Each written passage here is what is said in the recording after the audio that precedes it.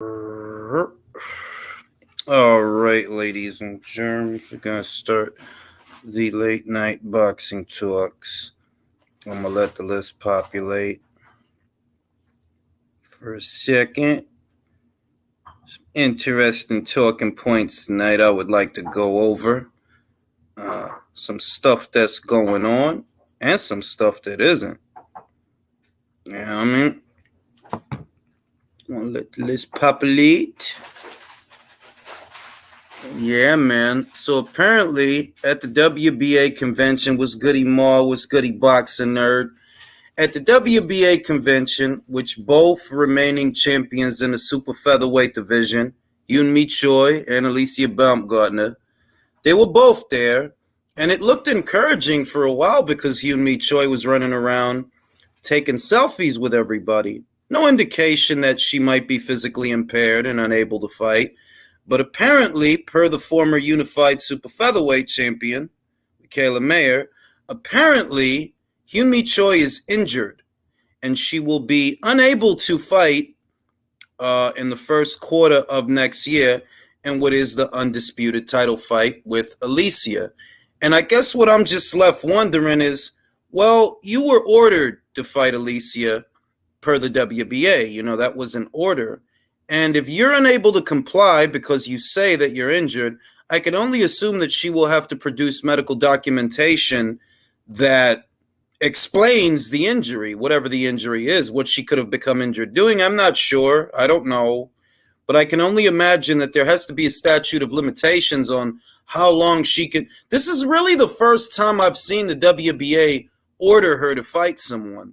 That it's a champion, another champion at the weight, is novel enough, but this is really the first time I've ever seen a WBA order her to fight someone. She's been fighting once a year for about, I think, 3 years, maybe a little longer than that, about 3 years, and they've never ordered her to fight anybody, you know what I mean? Oh, God. Coleman, give me a fucking break. Give me a break. Jesus Christ. Dike Gamboa. Anyway, yeah, man, it's kind of ridiculous. Giancarlo, que lo que, manín? Westside, Actual, Bray, Luis Puente, que lo que, manín? Yeah, Valdez is hurt too. What he got hurt doing, I'm not sure, you know, because it's been a while since the Shakur Stevenson fight. But you know, just back to the Choi thing, it's like this is not good for the division. It's not good for the sport, and it's not dissimilar from what we saw with Leo Santa Cruz. That y'all letting that man hold that title, and he's not creating no excitement for the division, no excitement for boxing. The other people that are in those ranks, they basically don't even get to fight for that belt because he's got it, and he's off somewhere else doing something else. And it's the same thing with Hyun Mi Choi. It's basically the same thing that, well, y'all letting her hold on to that belt for this amount of time. I don't know that she's ever satisfied a mandatory challenger. You have Ramona Grafe at number 1. I believe they have LM Mekhaled, Rima Ayadi, Delphine Passoon at number 2, 3, 4. And it's like, well, they ain't ever going to get a shot because y'all keep giving her a pass. So not only is she not going to fight Alicia, she probably ain't going to fight none of these other people either. And it's like, well, how is this good for the sport? And why should these people even pay you sanctioning fees, assuming they are? I don't know if they are.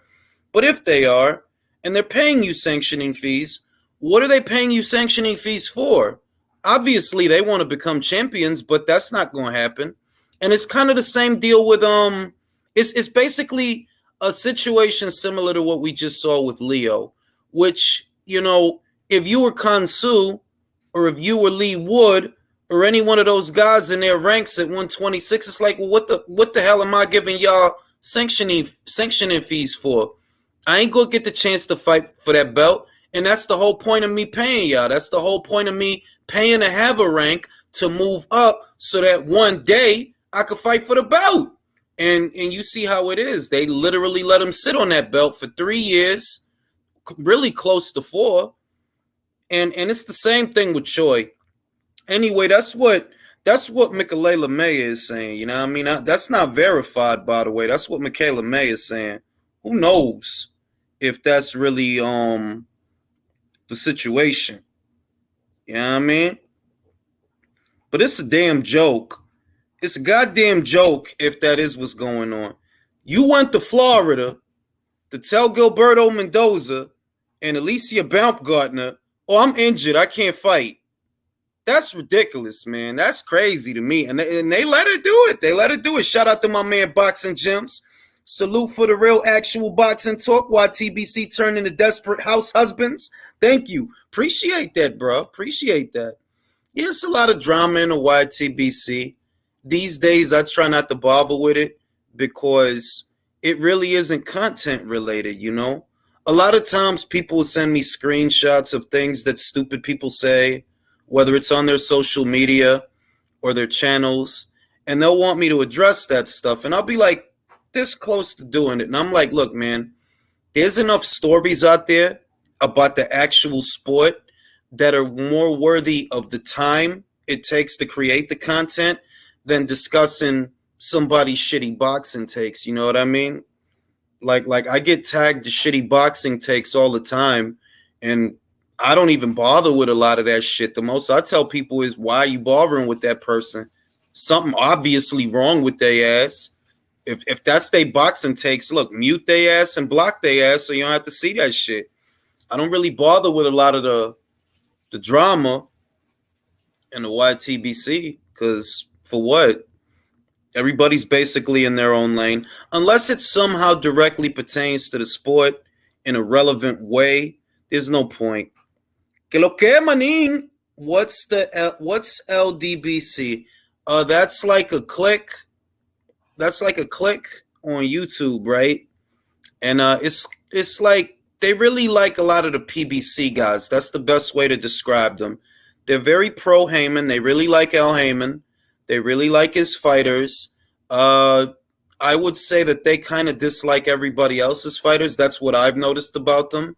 That unless it's a PBC fighter, that, you know, if it's a matchroom fighter or a top rank fighter or a golden boy, you know, they basically, it kind of feels outside looking in like they just shit on everybody that's not with the PBC in a nutshell. If I had to describe the PBC in one word, I mean the LDBC in one description, that's kind of how it plays out. That unless it's some pro Heyman shit or some pro PBC shit, everybody in boxing sucks. Inouye sucks, Canelo sucks, Loma sucks, Usyk sucks, Fury sucks, Dillian White sucks, AJ sucks. I mean, like that's kind of how it plays out when you really just look at it. That's kind of how it breaks down. Everything is wrong with everyone else in boxing except Al Heyman. You know, that's kind of how that plays out. And yeah, that's kind of I don't really know Champ Side like that, to be honest. I don't watch a lot of other content creators except for my man Jamie Bourne, Boxing Beats and Rhymes. I recommend Boxing Beats and Rhymes to anybody here on YouTube. It's one of the best channels out here. It doesn't, you know, it's like, it's not as big as Dante's or these other channels, but to me, by far and wide, it's one of the best channels here on YouTube to watch for boxing. Beats is I think one of the better and more underrated content creators on YouTube. Base the Kid. Shout out to my Capricorn brother, Base the Kid. He has a good channel. D Styles, G Funky, Joe Habib, and the Round Table, the whole Round Table. They got really good channels. Lady Chan has a good channel also. She has a good channel. They actually rescore controversial decisions on Lady Chan's channel, which is always something fun to participate in. Who else?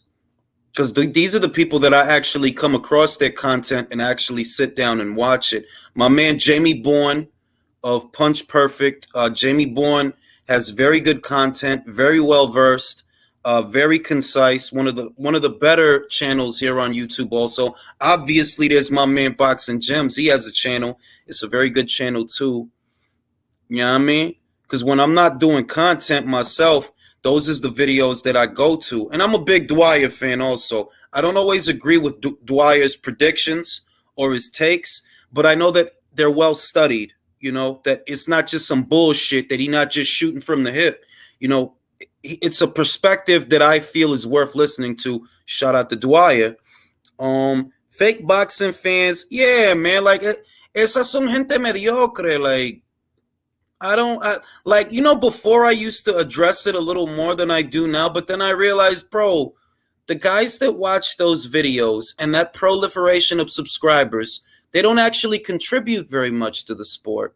If they did, Wilder's numbers would have been better, or Thurman's numbers, or Ruiz's numbers opposite Ortiz, or Ortiz opposite Charles Martin. These are the fighters, and this is the banner that they love to propagate and prop up. But you see that their numbers are going down, which after a while, what it told me is, why bother addressing that bullshit when that group doesn't count for nothing in the sport?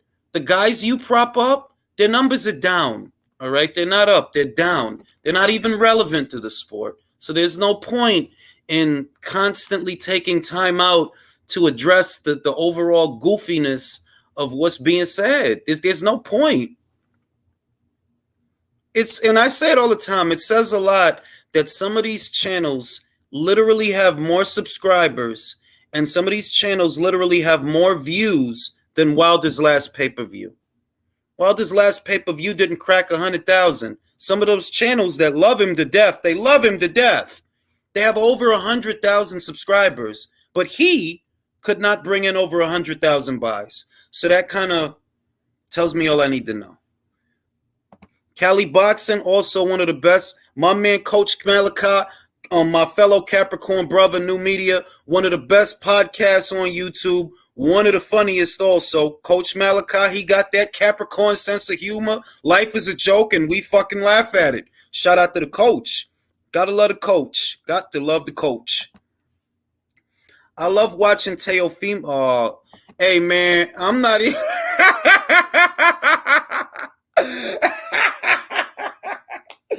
Drew loves starting shit, man. He loves starting shit, man. He loves starting shit, man. You know what I mean? Drew love fucking with what's his face, man. All I can say is, look, man, I have my favorites too, I really do. I don't pretend, I don't hide that I have favorites. Like, Katie Taylor's one of my favorites. I don't apologize for that. Ebony Bridges, Alicia Baumgartner, those are two of my favorites. I don't apologize for that. Terrence Crawford, Alexander Usyk, Anthony Joshua. Those are three of my other favorites. I don't apologize for that. You know what I mean? Like, I have favorites, and I don't hide that. The thing is, I don't let that hinder my judgment either. It doesn't hinder my judgment or my objectivity, If I'm not going to be objective or even try to be objective, then there's no point in making content, and there's no point in watching it. You see what I mean? Because if I'm just going to be swayed by whatever the same way anybody else would, then what's the point in making content? There's no objectivity, there's no intellect, no rationale, no reasoning. That would defeat the purpose of making content if I were given to every little thing that happens or every knee-jerk reaction. No, I have my favorites. Sometimes they're the best in show, sometimes they're not, but they're still the fighters that I like. Asked Alexis for the Fury pack. Oh, man. Look, man. I said that I didn't think that pay-per-view was going to do very well. I said that I think the gate will do well. The gate, that they'll get people to go to the fight. But the box office numbers, I didn't anticipate that they would do very well because of the timing. It's the holiday season. People have families. They got kids they got to buy presents for. And that fight is not an intriguing fight, or it wasn't an intriguing fight. It's not a fight that you need to see. You watch one round of that thing, you basically saw the whole fight. There's no drama. And I think that that's something that maybe promoters and network executives need to understand, that you need to bring drama back to boxing. And it sounds like a generic statement, but that's what people tune in to see. The highs, the lows, the high stakes fights, the bragging rights. Bridges versus O'Connell was one of the more excellent fights this year because they didn't like each other. You know that there was a real rivalry there, a bad blood there, and they settled it. Ebony Bridges settled it with the right hand.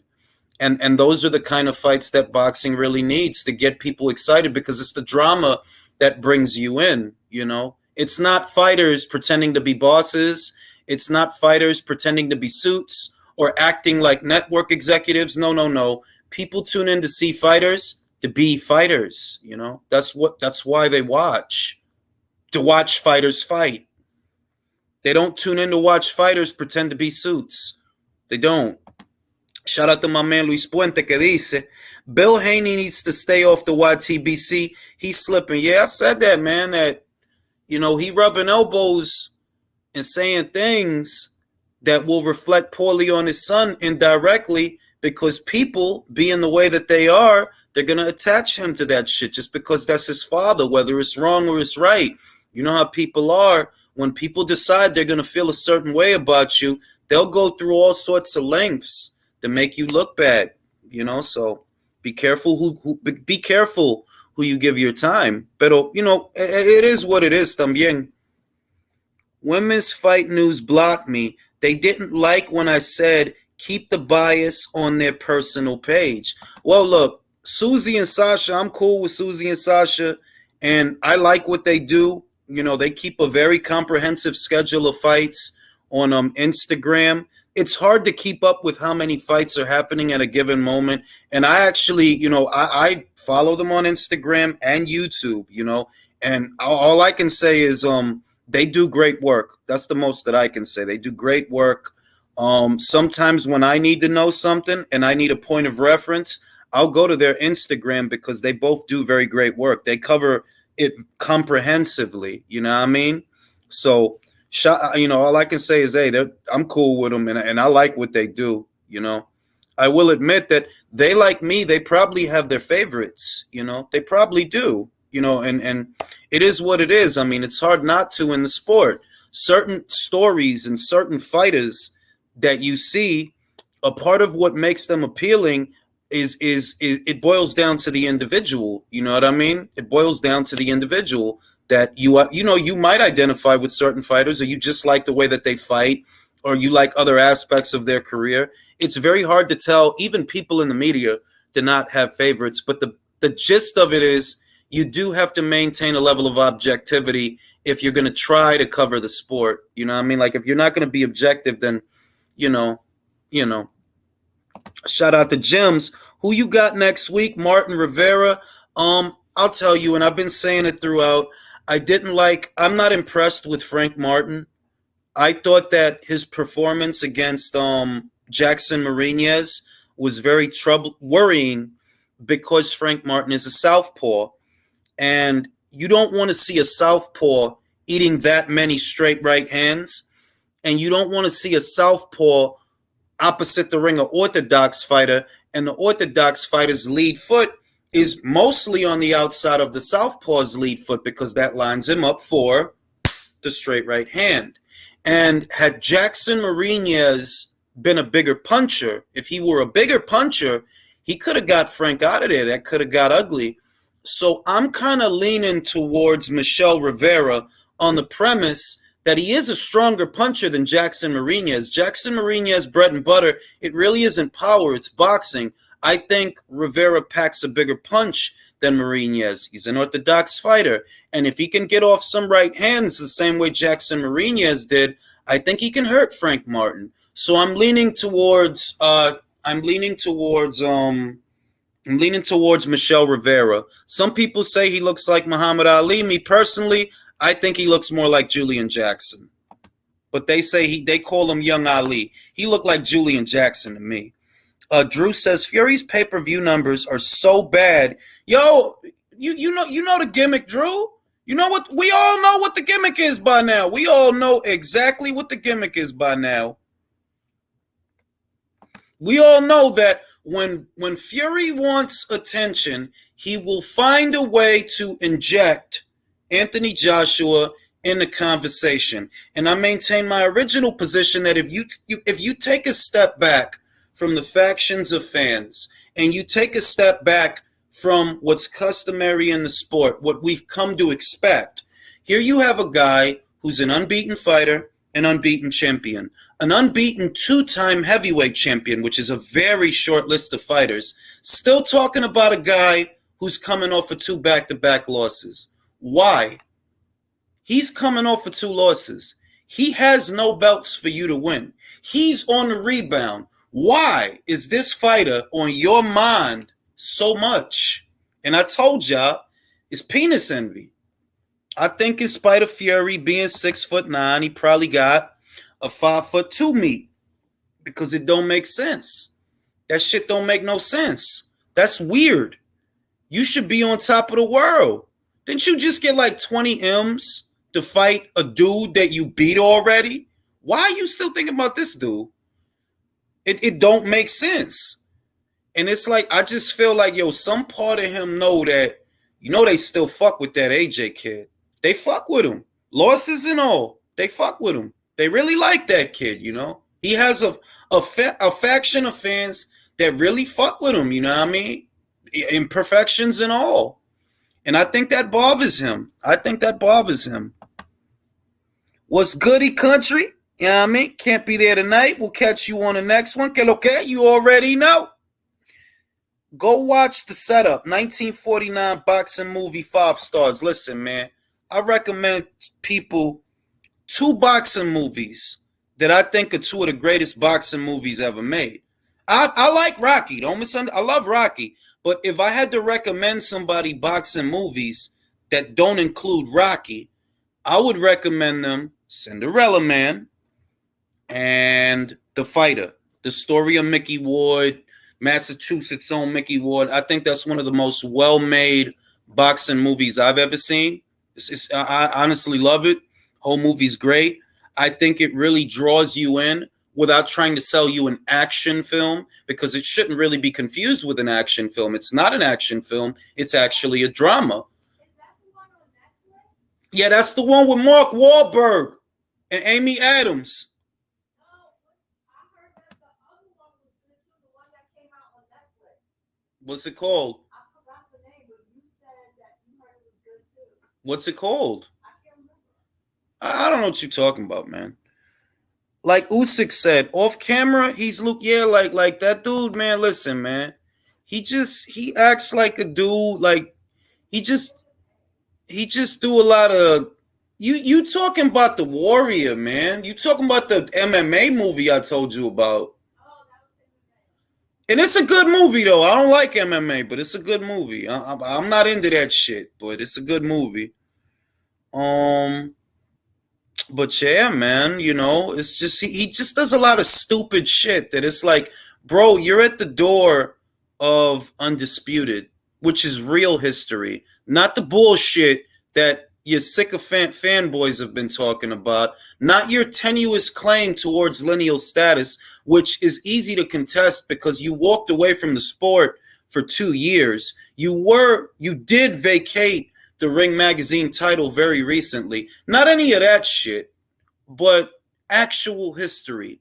Undisputed in the 4-belt era. The first undisputed champion since Lennox Lewis retired. That's real history. And he just behaves the way that he behaves. And it's like, look, it's annoying. A lot of people find it annoying. More people actually find it annoying than not. So just fight the fucking fights, bro. That's all anybody wants you to do anyway. Fight Usyk. That's it. Then after that, do what you want. But that's the fight that people want, the Undisputed. Motherfuckers don't care about none of that other shit you talking about. They want to see you with the Ukrainian. You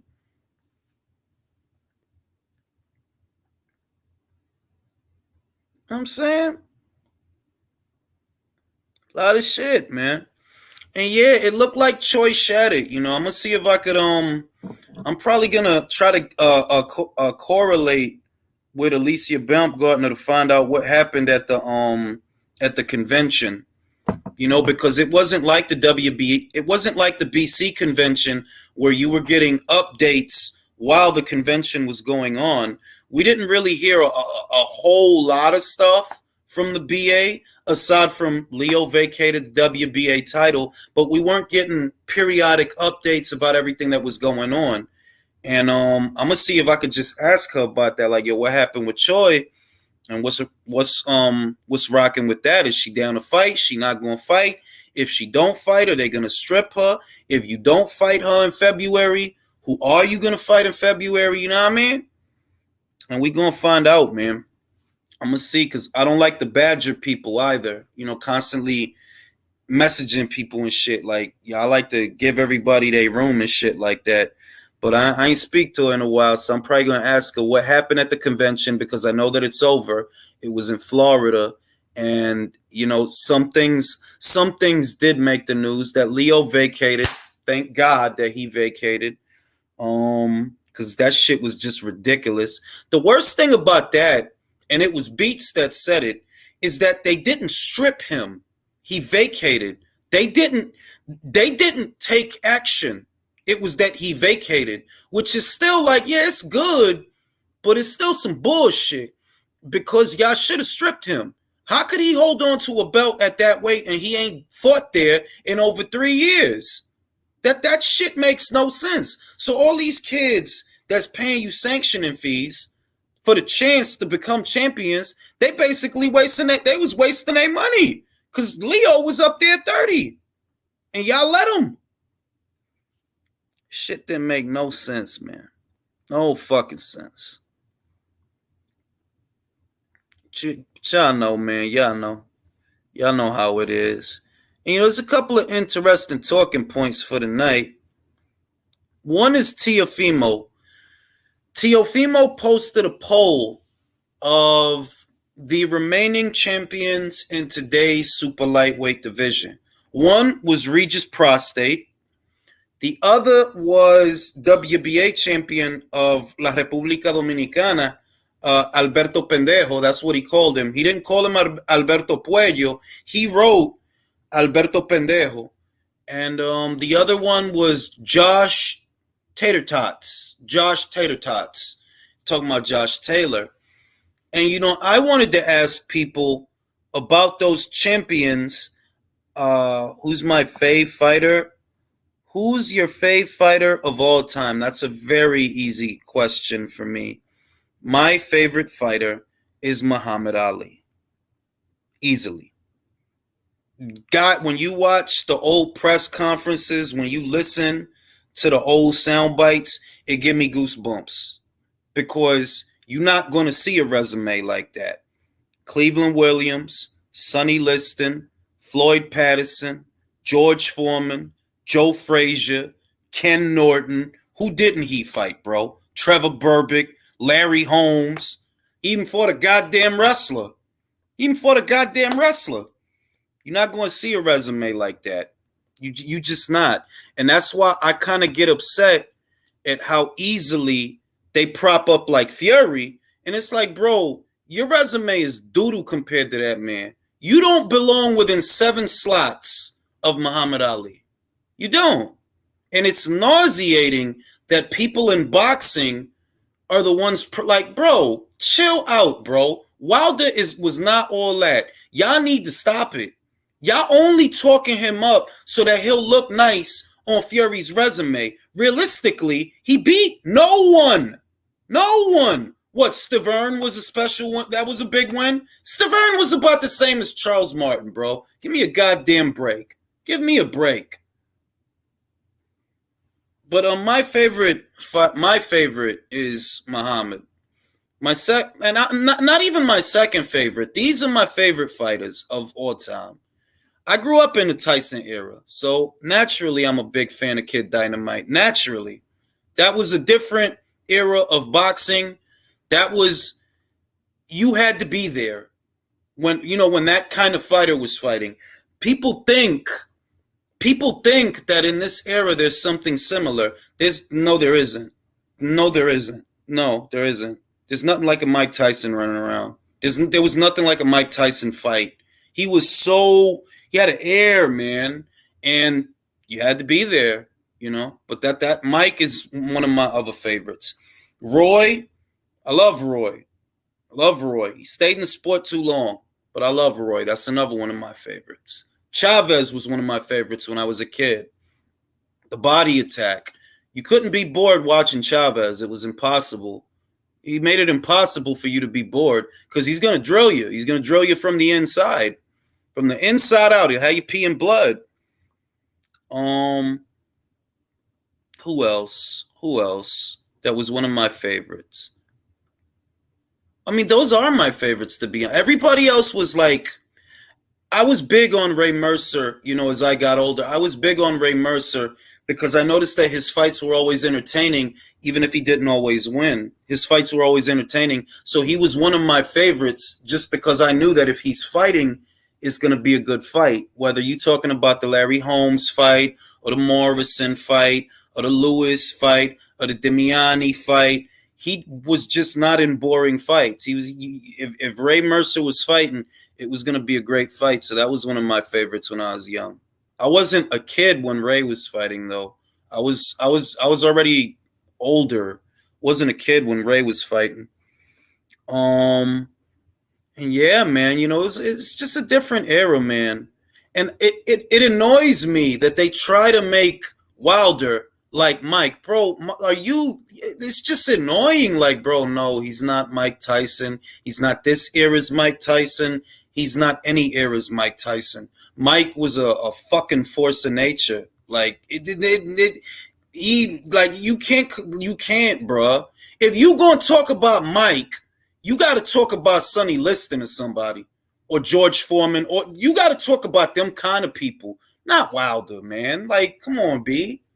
Come on, B. That's fucking crazy. That kid was 20 when he fought for a goddamn title. He was 20. 20 years old. Youngest heavyweight champion. Speaking of my 600-pound life, what are your thoughts about Frank Warren claiming to be working on Undisputed? He claims the WBO isn't an issue where there seems to be a lot of weird things happening. Hrgovic gets ordered. Dubois gets ordered. And Joyce is saying that he wants to fight somebody next year while he waits for the winner of Usyk versus Fury. Who knows who he's going to fight, but I don't imagine it's going to be somebody that's a threat because he's close to fighting for the title. So he's not going to jeopardize that fighting a high-risk fight, You know what I mean? So who knows who they're going to get for him? Maybe Otto Valine, which I wouldn't mind. I wouldn't mind Valine versus Joyce. Whether or not they think that's a high-risk fight is up to them. But it's a lot of weird stuff because all these mandatories are getting ordered, and all you keep hearing from Frank and all of them is no, undisputed. No, undisputed. All right, we'll see. We'll see. Because Eddie is not involved in what y'all doing. So y'all don't have him to blame for shit. You should be able to get Daniel Dubois to stand down because that's your fighter. The BA ordered that fight, but you should be able to get him to step aside because that is your fighter. And they just ordered that fight. I see a lot of people trying to spread that, but I don't know where they got that number. And until somebody could tell me where that number came from, I have no reason to believe it. It didn't come from a boxing scribe.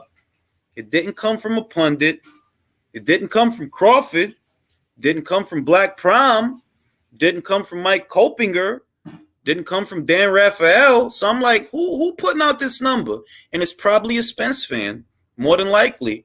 It's probably a Spence fan making shit up because they don't have a problem making shit up.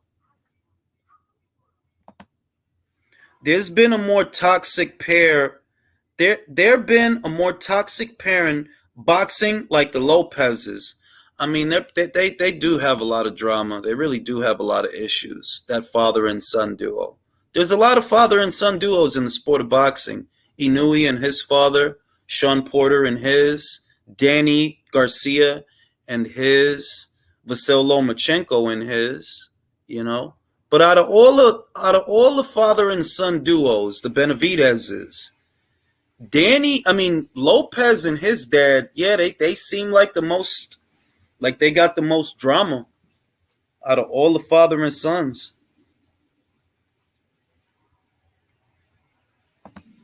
This guy says, if it did 15,000 and it's a fact, they will never tell you the numbers. Yeah, but for starters, where did 15,000? Where did that number come from? That's my question before anything. Who you got that number from, and who did they get that number from? Because people like to lie.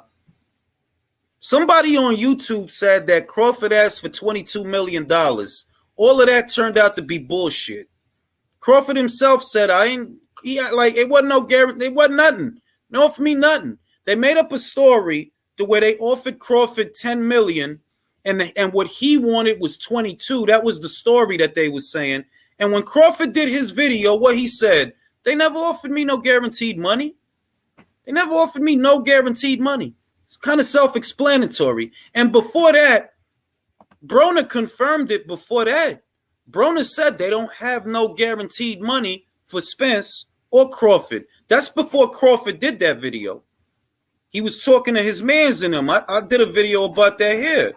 He said it's getting bad over there. They ain't even had no money to guarantee Crawford and Spence. So I don't go with any old rumor. Because people on here like to make shit up. Somebody told me that they caught the boxing voice earlier today. It was earlier today. And it was a dude claiming that they gave away 10,000 tickets. Bruh, you got to be retarded to believe that. Like, you got to be serious. Like, you would have to be retarded to believe 10,000 tickets, bro. Then why even do the show if you going to give away the show? That makes no sense. But the standard is very low.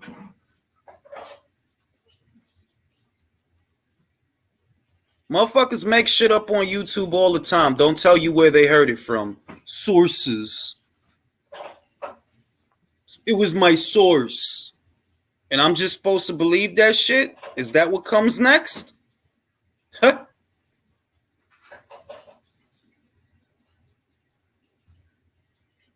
It's all made up, bro. They tried to slander Terrence Crawford, man. They made up all kind of stories, man. They made up all kind of stories. A dude that has a podcast whose name I won't mention because I don't believe he deserves the press. He tried to make up a whole story, a whole thing. Oh, yeah, they guaranteed Crawford this. But it was Crawford that priced himself out.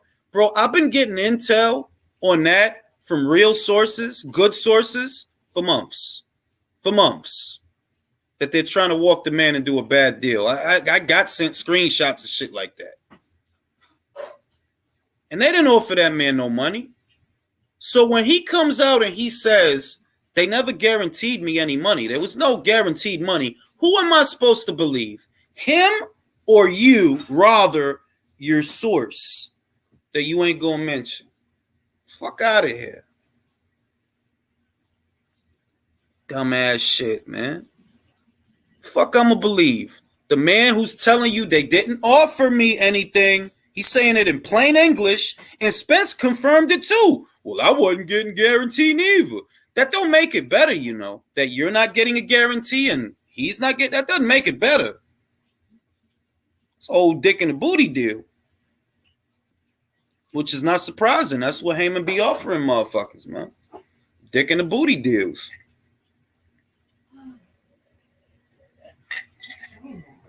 Dick in the booty deal.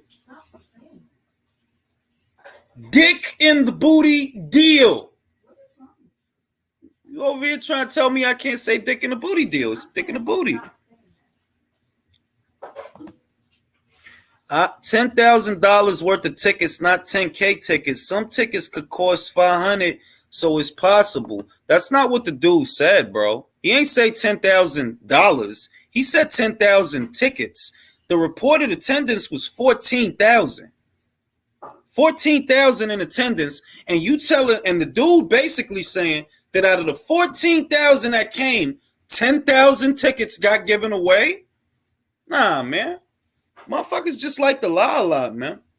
That's, to me, it's little kid shit. What are you lying about some shit like that for? You should get that. If somebody told you that, you should think about that before you put it out there. Because you're going to make yourself look crazy trying to sell people that. Really. Out of 14,000 in attendance, you're telling me they comped 10,000, more than half. I could see them comping 1,000, 2,000. That's normal because the PBC does that all the time. They comp tickets all the time, but not 10,000 tickets. Nobody comps 10,000 tickets. Consider the source. These are people who don't want you to believe who guys have been in the industry for 30 plus years, but believe they're, yeah, bruh. Yeah, bruh. My source told, and who's your source, bro? Who is that? No, it's on the boxing voice, and it wasn't $10,000. He said 10,000 tickets. It's on the boxing voice. And Nesta Gibbs, shout out to Nesta Gibbs, he checked the shit like, bro, ain't nobody about to give away no 10,000 tickets, bro. You could comp 1,000 tickets, 2,000, not 10,000, bro. That's well over half. You know what I'm saying? Will we ever hear Mayweather mention Tank again? Well, listen, he's still at Showtime. So, because he's still at Showtime, there's always a chance that, they kiss and make up because they're dramatic like that. They're kind of girly like that. There's a chance they could kiss and make up, Javante and Leonard and Floyd, and be friends again and do they stupid little bubble shit. There's a chance.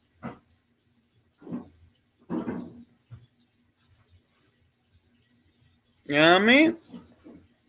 Yes, 10K and Spence called out Crawford. They were, right?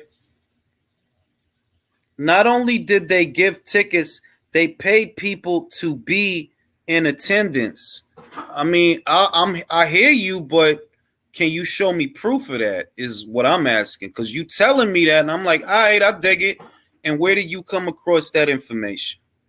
That's all I'm asking. I can't tell you if it's true or it's false. All I could do is ask. Yeah. One, if you believe that they gave away 10,000 tickets, yes, you must be fucking retarded. You would have to be fucking retarded. Oprah gave out her whole audience. Oh my God. Here comes some unrelated bullshit. If Oprah and Ellen can give out, if you're gonna give away 10,000 tickets, you may as well not do a show because you're essentially giving it away for free. Maybe they have to. Oh my God, here we go. Motherfucker would have to be slow. That's all I can say. Maybe it was for Christmas. Hey man. Ha ha ha ha ha. Ho ho ho, not ha ha ha. Whatever. If it was for Christmas, it's from Santa. Nobody does shit like that. It's from Santa. Are you mad because you didn't get a ticket? If I wanted a ticket, I could have got a ticket. So where's your ticket? Up your ass and around the corner. Leave me alone. Yeah, then come and get it. Man, make your fucking potatoes, man. Come and get your ticket. Fucking dumb. Fucking dumb.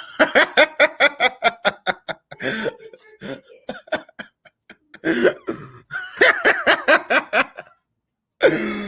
free ticket. You don't have to pay for it. Oh my God. Will you make your fucking potatoes, man?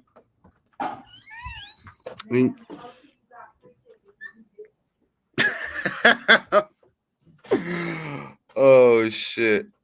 I just literally dumped a guy by text I've been seeing for a month, invited me over to his place last night. What?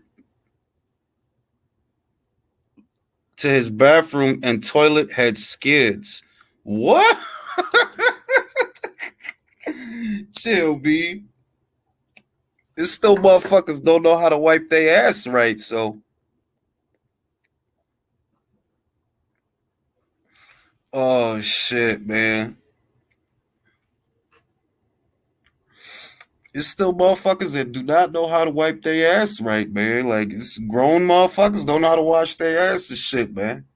Real out here, man. Yeah, that's kind of what I'm getting at. Like, Crawford always sells well in his hometown. It was in Omaha, Nebraska. They named the street after Crawford over there, bro. He don't struggle to sell in his backyard. There were early reports about the ticket sales that said that the tickets were selling well, that they were and that was at the very beginning when they had announced that the fight was going to be in Omaha. They said that it's almost sold out only a couple of days after the tickets went on sale. So, and if you followed Crawford's career, you'd know that he sells well in Omaha, Nebraska. It could be because he's from Omaha, Nebraska.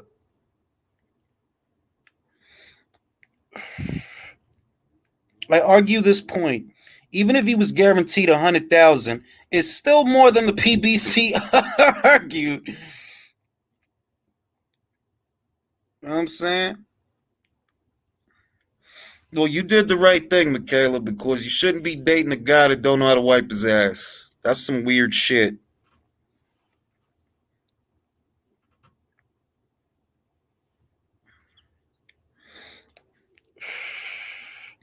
Let's talk about the greatness of Crawford. The ref said next round we'll change the gloves, and Crawford, though, nah, B.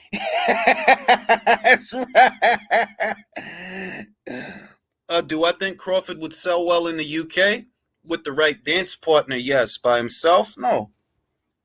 With the right dance partner, yes. You know, if it were Crawford versus Liam Smith in Liverpool, Liam Smith. If it was like Crawford versus Beefy at 154, I think that would do okay numbers because Crawford is a pound for pound fighter, because the Brits love their boxing, and it involves a hometown fighter. But you see what the control is. The control is it has to be a hometown fighter. It's not like you could ship off every American to the UK and they just gonna sell just because they American. No, it don't work like that. If you did like a Crawford versus Liam Smith, yeah, that'll sell. You could do something with that. Yeah, but if it's on his toilet, bro, Rory, if it's on his toilet, what are the odds it's also on the underwear too, bro?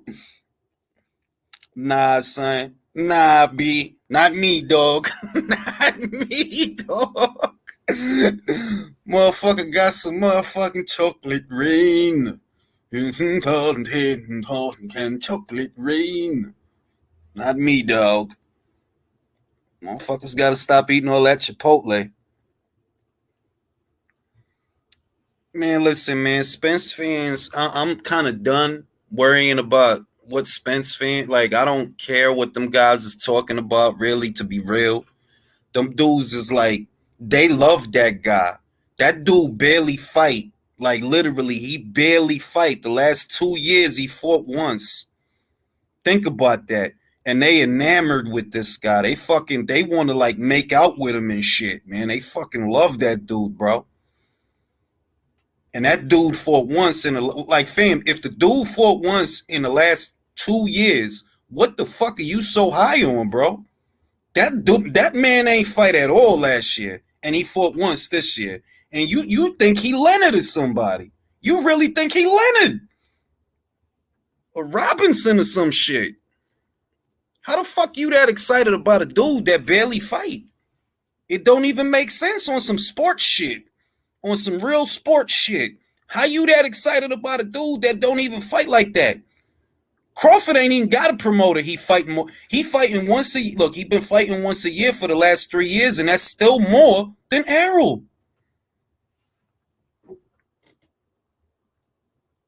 Bud fight once a year. You right, and Errol has fought once in the last 2 years. You absolutely right. Bud has fought once a year for the last 3 years. And in the last 3 years, he's had 3 fights. In the last 3 years, Errol's had 2. In the last 2 years, Errol's had 1. So once again, how the fuck is you that excited about a dude that you barely watch in action? It make no sense. Motherfuckers, Spence fans' favorite pastime, I think, is arguing because they spend more time arguing about Spence than watching him fight. He don't fight like that. He don't fight like that.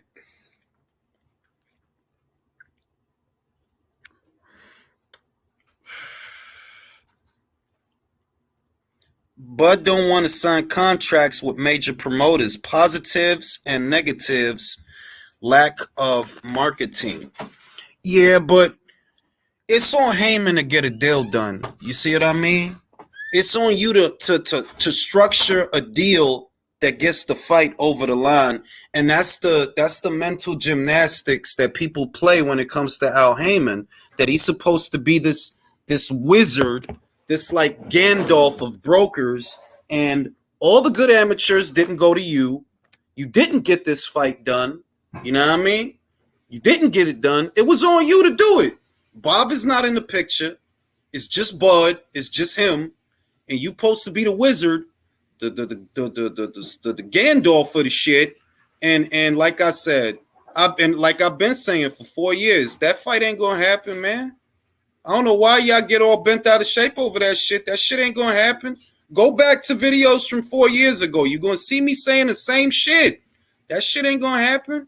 Y'all love arguing about like the excuses, not you in particular, but Spence's fans love arguing about the excuses because they just want to argue. They don't actually want to see that fight.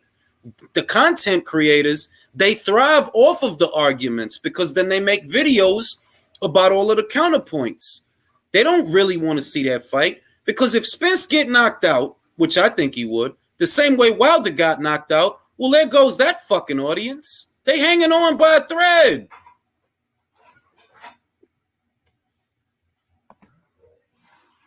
You know, Wilder don't drum up the same metrics that he used to in 2018. You used to do a video about Joshua and Wilder, and you used to get really good metrics because there was a lot of buzz around the fight. There was a lot of buzz. You do a video about Wilder now, motherfuckers really ain't pressed like that about nothing that Wilder's doing. How do I know? He was just on pay-per-view. He couldn't crack 100,000. From 800,000 to 600,000 to less than 100,000. Less than 100,000. That's a steep drop. I thought he would at least do 350, 400 with a comeback fight. He did way less than I thought. That show you motherfuckers is not checking for him like that. When Mike Tyson came out of jail to fight Peter McNeely, motherfuckers knew Peter McNeely was food the same way they knew Robert Hellenius was food. But Mike following was so strong, it was still a huge fight just because Mike is back. And that's kind of what I thought would happen with Wilder. Like, they fuck with him, you know, they like him, they'll fuck with him, and they'll buy the fight. Not because of Robert Hellenius, obviously, but because, you know, he hasn't fought in a while, and he's back. Motherfuckers didn't buy that shit. Nobody bought that shit.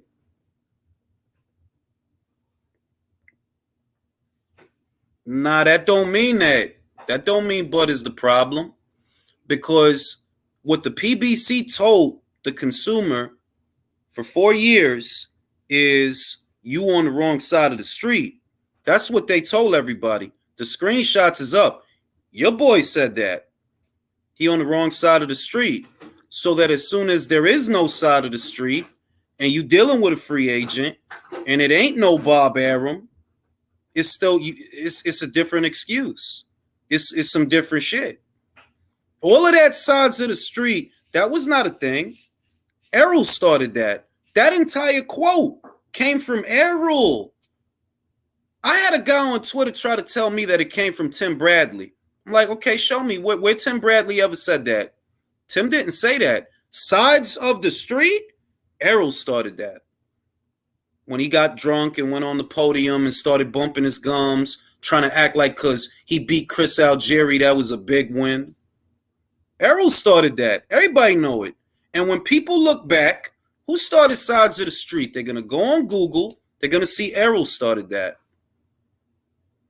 You didn't care about sides of the street when you was talking about Canelo, though. And he was still with Golden Boy at the time. You didn't care about that. And a lot of people don't pay attention. Errol ducked Miguel Cotto. Everybody forgot about that. Errol Spence ducked Miguel Cotto at 154 pounds. When he was with Golden Boy towards the tail end of his career, and he had just won a WBO title, Oscar De La Hoya offered Errol Spence Jr. Miguel Cotto. And what'd he do? He turned it down. Everybody forgot that. Just like they forgot that Danny Garcia priced himself out of the Pacquiao fight. In 2015, Bob Arum offered him the Pacquiao fight, $3 million plus, pay-per-view upside, and what does he say? No, I gotta get what Manny gets. Bro, when you ever been the same draw as Manny Pacquiao, bro? When? Them dudes over there is good for two things: making excuses and fucking up fights. And that's why not a single one of them went on to become a Canelo. Not a single one of them went on to become a Manny Pacquiao. You think you following the Mayweather blueprint? Okay then. Which one of you turned out to be Mayweather? Which one of you right now is the biggest draw in boxing? Because near as I could tell, the biggest draw in boxing in America is the redhead. And he ain't one of your fighters. He ain't a PBC fighter. You didn't make him. You didn't groom him. You didn't develop him. He's the biggest draw. In the UK, it's Anthony Joshua. It's between Joshua and Fury. It's between those two. Here in America, it's Canelo. Oh, yeah, Danny Duck Postal, too. He paid him to step aside. Tim Smith said at the beginning of this year that this fight makes zero money because of piracy as cover for the fact they can't afford a guaranteed purse. Exactly. It's reached the point to where you shouldn't argue with these people, and I don't. I post the facts and move on. Where you want to have a whole your opinion versus my opinion, bro, I don't give a fuck what your opinion is. Tim Smith, the VP of Communications, at the beginning of this year said that fight ain't gonna make no money. That's what he said. I don't need to worry about the fuck your opinion is. You can't tell me that they have faith in the fight when the VP of Communications is telling you this shit ain't gonna make no money. You can't tell me that they wanted to make the fight when at the end of last year, what was y'all doing? Y'all was making an Ugas fight. And at the beginning of this year, what y'all said? Oh, yeah, we offered Canelo Errol. So clearly you wasn't trying to make the Bud fight. Because if Canelo would have said, yes, you know what happens? Errol fights Canelo, gets knocked the fuck out, stays in the hospital for 6 months, and no Bud fight.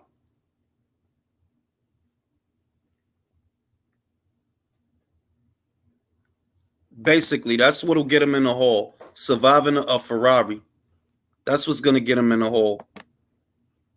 Rest of the Showtime fights dried up. It was the same when Showtime spent all their budget on Wilder versus Brazil. Exactly. They gave him a care package to compensate him for the $20 million that he turned down from DAZN. DAZN offered him $20 million to do the Brazil fight on their platform. Keith Idek talked about it. I believe Thomas Hauser also talked about it. And Stefan Espinoza was quoted as saying in Keith Idek's article that no, they didn't give him $20 million. They didn't match it, but it was in that neighborhood. So it could be anywhere in between 13 to 20, anywhere in between there.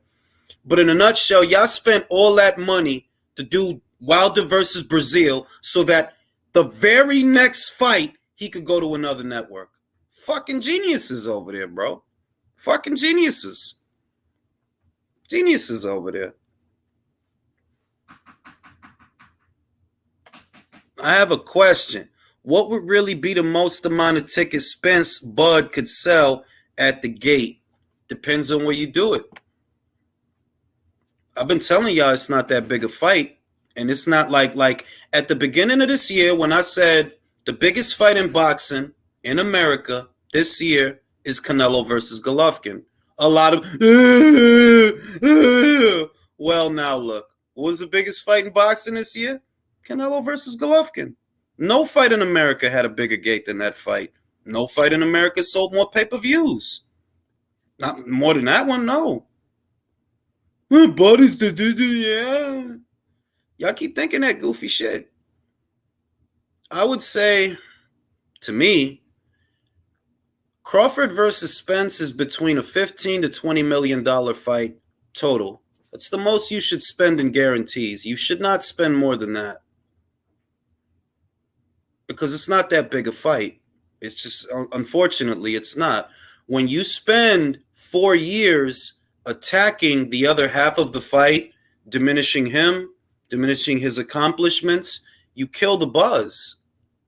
When Felix Trinidad fought Oscar De La Hoya, it was a huge fight. And you know what they didn't do? The bullshit that they didn't do none of that bullshit, that childish bullshit that the PBC did. My side of the street. And you didn't hear none of that dumbass shit. Nobody was saying stupid shit like that back then. And that fight did numbers. It was huge. It's fucking huge, bro.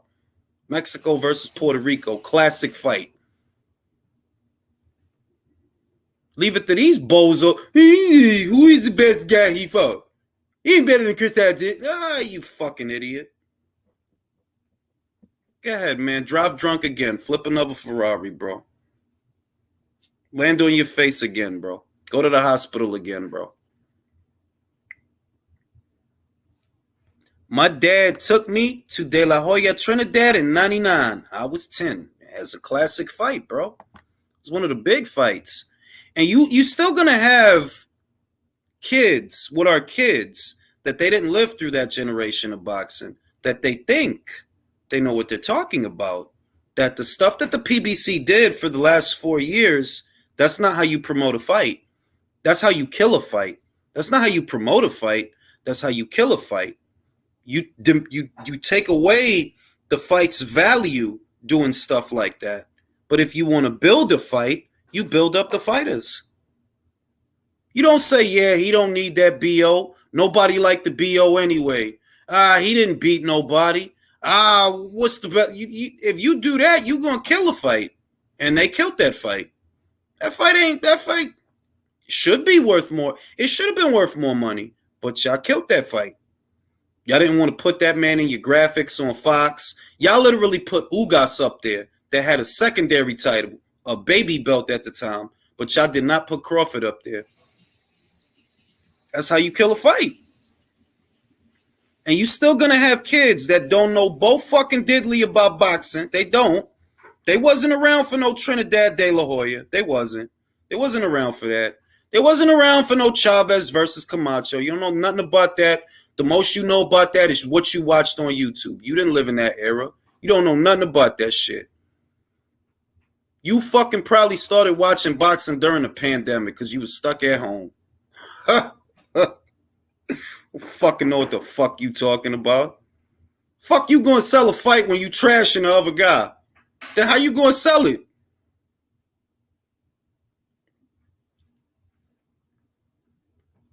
They had that dude fight everybody but the dude that the paying customers was asking him to fight. Mikey Garcia, Sean Porter, Danny Garcia, Ugas. Stupid ass shit, yo. De La Hoya Trinidad was a huge fight. I was living in Jackson Heights at the time, and I could hear the noise from the corner bar from my window. The days exactamente. Tú sabes. Esa pelea en Nueva York, grandísima. Esa pelea, grandísima. Puerto Rico versus Mexico. Large Puerto Rican contingent in the tri-state area supporting Tito. Obviously, the kids on the West Coast and all the people on the West Coast were supporting Oscar. It was a huge fight. Estos pendejos no saben cómo vender pelea. This Yo No Sabo generation of bozos. Ellos no saben nada del boxeo. Ellos no saben nada. They just hear people say Heyman, Heyman, Heyman, and they like, all right, bro. So who's the next Floyd that Heyman made? Who's the next one? If he's a fucking wizard and he has a Floyd machine where he could make other Floyds, where's the next one? Because it's been about 6 years since he retired. Esos tiempos son antiguos. Te voy a decir, esos tiempos no pasaron, sino se fueron para Inglaterra. Ellos tienen muchísimas peleas así que pelean sabrosa. Good fights, really good fights. Okoli versus Reactpour. It's a great fight to make. It's a great fight to make. When Conor Ben comes back, they'll find somebody for him to fight. Thank you. You know what I mean? It was the transference of power.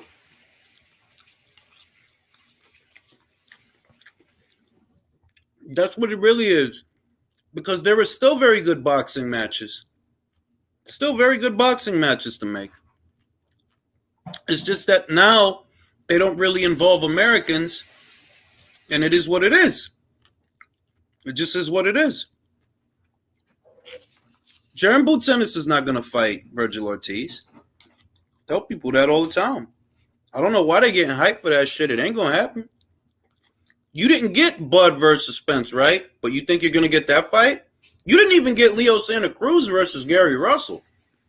But you think you're going to get that fight? Good luck. Good fucking luck. It was a huge celebration. Yo sé, manín. Yo sé. Esa pelea fue grandísima en Nueva York. Grandísima. Esos tiempos ya pasaron porque hay demasiada pendeja en el boxeo. En el boxeo americano, yo voy a decir. En el boxeo americano. En Inglaterra, esos muchachos quieren pelear. En Rusia, esos muchachos quieren pelear. En Australia, ellos quieren pelear. En Japón, ellos quieren pelear. Aquí, quieren discutir. Ellos no quieren pelear. Mira la vaina con Inui y este tipo. Fulton hablando tanta mierda. Por un año hablando mierda. So that when the moment comes, and he knew he's on his way to 122, oh, I need to go to 126 to fight a guy that I beat already. But pura pendejada. And you think people are going to be interested in that shit? They're not. They're not. I think Inui versus Fulton is a great fight. I think Fulton could give him problems. But it doesn't matter what I think if they don't fight. It doesn't matter. They have to fight. People don't want to tune into what I think. They want to see a fight. And Fulton's not going to fight him, which I told y'all he's not going to fight him. Es lo que está hablando mierda. Ay, Inui esto. Ay, Inui lo otro. Ah, if he didn't hit hard. Yeah. You're just getting ready to tell everybody, hey, guys, I'm going to 126. Yeah, I know.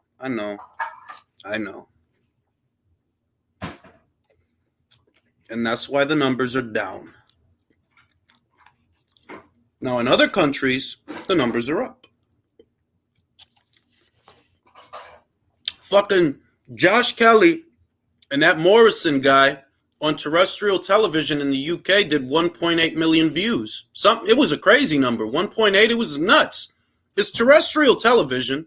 You know, it's not a pay-per-view, but it's still good that over 1 million people wanted to see a boxing match. That's still very good because that shows you there's a market out there.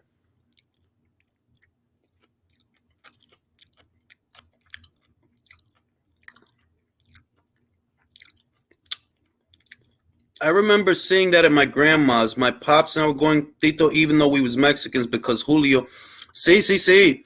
I hated Oscar. I tell people all the time that when I was young, I hated Oscar for beating Julio. Hated Oscar, man. I didn't come to appreciate Oscar until I got older because he fought everyone. He might have lost some fights, but he fought. And we didn't appreciate that at the time. Estos tipos de ahora, ellos quieren discutir. Ellos no quieren pelear. El muchacho Beefy. You think he had to go to Russia to fight Kurbanov? No, he didn't have to do that, but he did it. Tim Tszyu, does he need to fight Jermell Charlo right now? Does he need to? No, he sells. He sells in Australia. He doesn't need to fight him. He wants to. Toda esta gente de todos estos diferentes países, they want to get down. Menos el americano. They don't want to get down. Ellos quieren discutir. They want to argue. They just want to argue all day. Como... That's all they want to do. Las mujeres. Gracias a Dios para estas mujeres. Alicia Baumgartner, Michaela Mayer, Jessica McCaskill, Chantel Cameron, Katie Taylor, Ebony Bridges. Ellas quieren pelear más que lo macho. Más que lo macho. They want to fight. And that's what the customers want. That's what brings in customers. Clarissa Shields, Savannah Marshall, Amanda Serrano, Erica Cruz. That's what brings in customers, man. Pura mierda. Now I'm going to open up the chat to the panel, and we're going to get down. Gonna get down. And after I'm done, I'm going to take my wife's invitation. I'm going to go put it in her butt. Ha, ha, ha, ha, ha. That was some good-ass potato salad. That shit was good. That shit was good. Yeah, yo. Boxing fans want to see boxing matches. It's not rocket science. Boxing fans want to see boxing matches. This love has taken. I look like that Maroon 5 guy. What's his name? Adam Levine. I look like that Adam Levine guy. All I need is a good trainer. All I need is an overabundance of tacky tattoos. Motherfuckers really get draped in tattoos and really think they look fly. You know, you gotta ask the question is how you have that much money and you're that bad a tattoo artist? I have no idea, bro. It doesn't make sense. Not in the least. But yeah, yo. You know, so I got a question for you guys. It pertains to our old buddy, Teofimo Lopez. How do you think, and I want to do this individually, I want to, a little bit more organized. Teofimo Lopez, Regis Prostate. Who wins the fight, villain? You know, ironically enough, I met Regis Prostate just after the fight. So I asked him that question. I was down, got to meet Antonio Tarver after the fight, and Prostate walked by me, and I gave him his flowers, told him how much I enjoyed, watching him beat the shit out of people. And I asked him, I said, what is your reaction to Tio? And he said, he wasn't arrogant, he wasn't cocky. He said there's something going on with that dude. Like something's not right. He goes, I don't know what it is, but something's not right. And I asked him, I said, if you get in the ring, he said, with all due respect, don't disrespect, so I'll beat the shit out of him. He said, dude's not right mentally, and he sees some holes and flaws in his game, and he felt very confident, and I tend to agree with him, but there wasn't an ounce of doubt in his mind that he would win that fight, and as a observing boxing fan, I tend to agree. I think Tio gets knocked out for the first time in his career, honestly. I vote. Do you agree with the contention that Regis Prostate knocks out Teofimo, and why specifically, if you do agree, do you agree? Now, I don't know much about Regis's prostate. Personally, that's not my specialty. But I do know Tiara Lopez he's got some issues right about now. But jokes aside, I don't like Sandro Martin is not a hard puncher he's not characteristically a hard puncher in 140. And he managed to drop you on your ass twice. Mind you, I know some people, he slipped, whatever. That it was counted as you were on your ass. So with that in mind, if Regis gets you once, I don't bro. Let me order the fucking tombstone. I want to go to Ellie with this.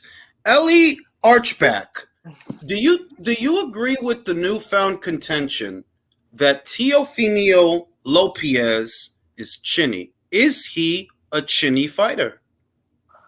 Oof, I don't know, because I'm not gonna lie to you, I don't make a big deal of those two knockdowns. I think he just caught him off balance or whatever, but maybe I just have to rewatch the fight. But even if let's forget that Teofimo is not mentally like balanced or whatever. He's fucked. Let's forget about all that. If you actually just focus on the boxing, Regis Prograis is a better boxer than Teofimo. I agree with that. He would knock him out. Those 1 and 2 shots that Teofimo throws, that won't be enough for what you call Regis. Regis will time in and knock him out quite easily. JBN, do you agree with the contention that Teofimo Lopez loses to Regis Prostate and that Teofimo, he doesn't take a good punch? Do you feel that he's chinny? Man, I mean, at 135, he wasn't chinny. And, I mean, I feel like he was kind of off balance against Martin. But then again, Martin isn't a big puncher. So I feel Regis can knock anybody out, though, at this point. By the way, Teofimo got knocked down in his first ever fight, by the way, in his debut. Oh, he did? Don't you have to agree, though, not to interrupt, I'm not trying to take a shine from you, but don't you have to agree that he pulled his head back, he got knocked down by Kambosos, that you can see that as a one-off? And I could even give the Martin a one-off, but when a guy gets knocked down twice by the same punch, that's a hole in the game. There's something not right. That's So true. Could I ask you a question, Jules? Personal question. With like all of this in mind, we're talking about Regis punching him, but in mind, do you believe Regis will put it like he'll extend to such like again? Teofimo's a counterpuncher. That's his bread and butter, in my opinion. Mm-hmm. And with that in mind, do you really see Prograis extending himself in such a way where he gets countered?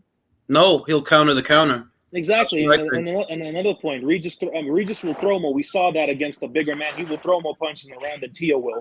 So just off activity, like, do you see Teo, like, again, do you see Teo doing much of anything against Prograis? No, because he doesn't throw. Well, I'll say this: they have a similar style. You know, they both roll punches off the shoulder and they both work off the counter. What makes Regis better to me is that he's more prolific with the jab and he makes himself harder to hit. Also, I think he's more durable. That if he does get hit, he can take it. Whereas Teofimo. Maybe he was durable at 35, but he's doesn't look durable to me at 40. And His he's still power isn't small. the same, though. His power isn't the same either. I don't think his power carry. Well, let me ask you this question. Besides all of that, what do you think his training camps are like? Because I see a huge drop-off in his focus and his determination. His dad just yells at him. That's it. I mean, but in all seriousness, when he was coming up and he beat Comey and he beat Loma, and even before that, you saw a guy that was really focused. His punches were a lot crisper.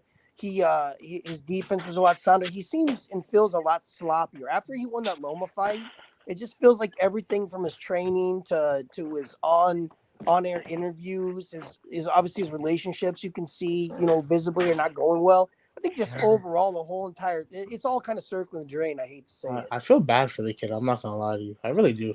But at what point do you hold yourself accountable, though? I mean, when you recognize there's a problem, I mean, we all are human beings. We all have faults. But at some point in time, you have to recognize what's going on, and you have to take stock, and you have to make change. And there hasn't been any change since that. Well, there has been a change, bro. He got rid of Joey Gamache, which I think is the most glaring difference. Look, from the time that Teofimo looked like Teofimo to the time that he stopped looking like Teofimo, we see what changed. Okay, well, Joey Gamache wasn't in the corner. Let me rephrase that. There hasn't been any change that's been for the positive. How's that? Well, Villain. I think the big one. I think the big issue I'm seeing. Maybe this is just what I'm seeing from his fans and him to an extent. They're not taking any form of criticism at all. Like every form of criticism is like a fucking slight to his honor or some shit. When That's true. Exactly. It's It's like his entire corner is like everyone like everyone I'm seeing related to Teofimo is like he can do no like it's like he's like the perfect fighter. He sees no evil, does no evil, can feel no evil. He didn't lose to George Ivo in his own mind. Yeah. In his own mind, it was the fucking networks that it was the zone. The zone was out to get him. Yeah, he had an egg weight in his like. Bro, it was Eddie Hearn, Magneto, and Saget. What the fuck does Magneto have to do? Well, you see, what happened was there was a predator in disguise that actually held his arm back when he was trying to get punched. That's exactly what it was. It was Professor X. Professor X made him trip. It wasn't a knockdown. It wasn't a knockdown. No, it was Thanos. It was Thanos. Thanos. That Martin fight was not very good. It was really. I have a different question for you guys now. I have a different question. All right, because it's clear that none of us think here and now, and I like to do this in I like to disclose the time frame. I don't feel that Teofimo can beat Regis Prograis anywhere inside of 2 to 3 fights. I don't. If it happens within 3 fights, I don't think he can do it. So I'm going to give you a name. I'm going to go to Polo. Polo, can Teofimo Lopez beat Jose Ramirez? If it were next. If it were next, I don't know. He is very athletic, though. You know what? I'm just gonna go big. I say Teofimo wins, but it's a 50-50. But I thought you were gonna say Liam Parra. I was gonna be like, no, because Liam Paro has never been a champion. So it's like, we're dealing with a guy. Remember, we're dealing with a guy who in his own mind was undisputed, right? He thinks he was undisputed. I know he wasn't, but whatever. Top rank. I mean, it wasn't his fault, but I don't even want to. Bro, he's saying it, bro. That's all I'm saying. He the one saying 2-time undisputed. I'm going to go to Virtuoso. Jose Ramirez, Teofimo Lopez, Right. Mount Kilimanjaro in front of 30,000 Penguins. Who wins the fight? I got Teofimo because, like, Jose Ramirez, like, he has been knocked down before, and he, I started questioning his ability to take a punch, man. But like, no, I mean, Teofimo he was only knocked out by Josh Taylor, though. He did fight. Yeah, I understand, but like Teofimo shots. okay, hold on though. But like Teofimo can still pack a punch, right? Oh, I know. I don't know. Yeah, I'm just relying on his like athleticism, and you know what? That's somebody who can make it a fight easier than I say Sandor Martin would. So yeah. Stylistically, I'm with you. Stylistically, Jose Ramirez's style is what Teofimo needs to get off the counter shots. But you have to account for the size. Jose is a very big 140-pounder. He's very big. He got a punch. That's what I was going to say. We don't know if Teofimo, I mean, he did stop Campa, which was but it's like, we got to see. Pero ¿quién es Campa, Polo? ¿Quién es Campa? No, but to be honest, we should have known Sandor was always going to be a hard fight. Sandor gives any of those guys issues, bro. Bueno, yo dije, I didn't wait till the Martin fight to say that this is a potential. I've been saying it's potential banana skin, but con Jose, it's the opposite. ¿Me entiende? Que with Sandor, he's going to move away from the action, move lateral. Con Jose, he's going to fight you. So, con tu contragolpe, con tu boxeo, con tu pegada, can he beat Jose Ramirez? Who thinks he can? Who thinks he can't? I think he can because Jose is really killing himself to make 140, bro. Every time I see that dude on the scale, man, he looks gaunt. Yeah. He can't move up to 147 because there's nothing there to do. Bueno, That's why he's stuck at 140. He's gone, bro. Every time I see him, man, he's gone. That is true. He can't go to 47 because who the fuck is he gonna fight? Rematch Josh Taylor if Josh Taylor moves up. But I was gonna say that's gonna be a closer fight too. I'm gonna say if they do fight, that's gonna be whoever wants it more. Like I said, I picked Teofimo, but that's not gonna be an easy fight. That's gonna be a very close fight. Ramirez packs a punch. He ain't no hope, but that's gonna be a close fight. I'm gonna tell you, like, I don't think Teofimo stop, but I do see him winning a close MD. But I'm telling you right now, that's not an easy fight. Who has more heart, Polo? You think Teofimo has more heart than Jose? My question. I say Jose. I mean, no, but I mean, he did go in there when he had that shit with his. I mean, I don't know, man, because I and lost, bro, and lost. Yo, bro, it happens. I mean, isn't Ramirez? I'm not saying it doesn't happen. I'm just saying, who do you think? I'm gonna go to somebody else because Polo liked Teofimo. Leo. I wasn't okay. Leo, Jose Ramirez, Teofimo Lopez, Mount Kilimanjaro, 30,000 screaming llamas. Who wins the fight?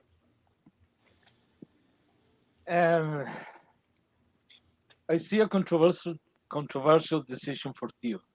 Because, look, do you remember the Jose Ramirez versus Josh Taylor fight? Mm-hmm. Yeah.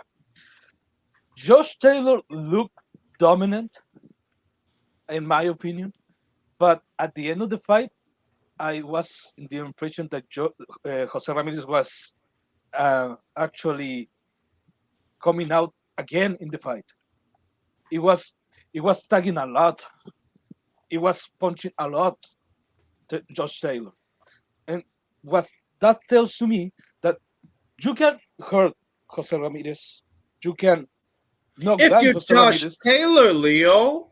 Yeah, but it can be. but it's not gonna discourage to Jose Ramirez to keep coming forward. I and mean, trying do to you get his fight. you counted as I mean, he caught him with the knockdowns. He got up. He wasn't stumbled. He got up right away and he went back to the fight. I mean, he got knocked down, but I don't think Otra he got was- hurt. and cuestión, espere, one at a time. Leo, otra cuestión. Do you think que Teofimo tiene la misma pegada que Josh Taylor? I think Josh Taylor is a harder puncher, but I think Teofimo is sharp enough to and precise enough to catch Jose Ramirez in the right spot and hurt him. I don't think he's because of his size, because of his natural strength. I think Josh Taylor is a lot stronger than Teofimo Lopez, and he's a lot stronger than most of the guys and the 140, with the exception of Regis Prograis. But Teofimo can hurt a lot of guys. I don't think he can finish him off. I really don't think Teo can finish him off. That's what I'll tell you. Is my Teofimo Lopez goes there and hurts and drops Jose Ramirez, but Jose Ramirez is gonna do his fight and it's gonna catch some rounds and it's gonna make it close. Te voy a decir, este es un scenario que yo veo. One scenario that I see is Teofimo is actually not a prolific puncher. He's not. You know, he doesn't pour it on until he hurts the guy. He's really trying to work off of what is basically 2 to 3 punches, but really 1 to 2, actually. One to two shots. That's the most he's going to get out there. And if he gets off the counter shot and Jose eats it, he could be in trouble. Because if Jose feels the shot, oh, this kid's got nothing. You don't hit like Josh Taylor. Pow, pow, pow, pow. You know what I mean? That's what I see. That if you don't hit hard enough to keep some of these guys off you, you're in trouble. You know, you're hoping that when you hit him with the punch, that he doesn't see que le va a doler. Pero y si no le duele, ¿qué pasa? I want to make that distinction. Between a hard puncher and a sharp puncher. Look, for example, Usyk. Usyk is not necessarily a hard puncher because, let's not forget, he's a cruiserweight moving up in weight. Mm-hmm. But it's precise enough. If he catch you right in the chin, he can hurt you. That's the difference for me. And Teo's sharp. You can see the guy hurts guys, but it's not necessarily they're concussed or not. But if he catch you right in the chin, it's gonna hurt you. I think so. I'm gonna go to Michael. Michael, do you believe that Teofimo can hurt Jose Ramirez? Nah, I don't think he can. You don't think? I think Jose's too big. Those shots, I know he got knocked down by Taylor, but those shots that he got knocked down by Taylor with were 2 really good shots. I think anybody would go down with those, especially that second one. It was fucking clean. Yeah. Teo, he throws 1 and 2 punches at a time, and I honestly think Jose can walk through those. I don't know whose mic is taking caca.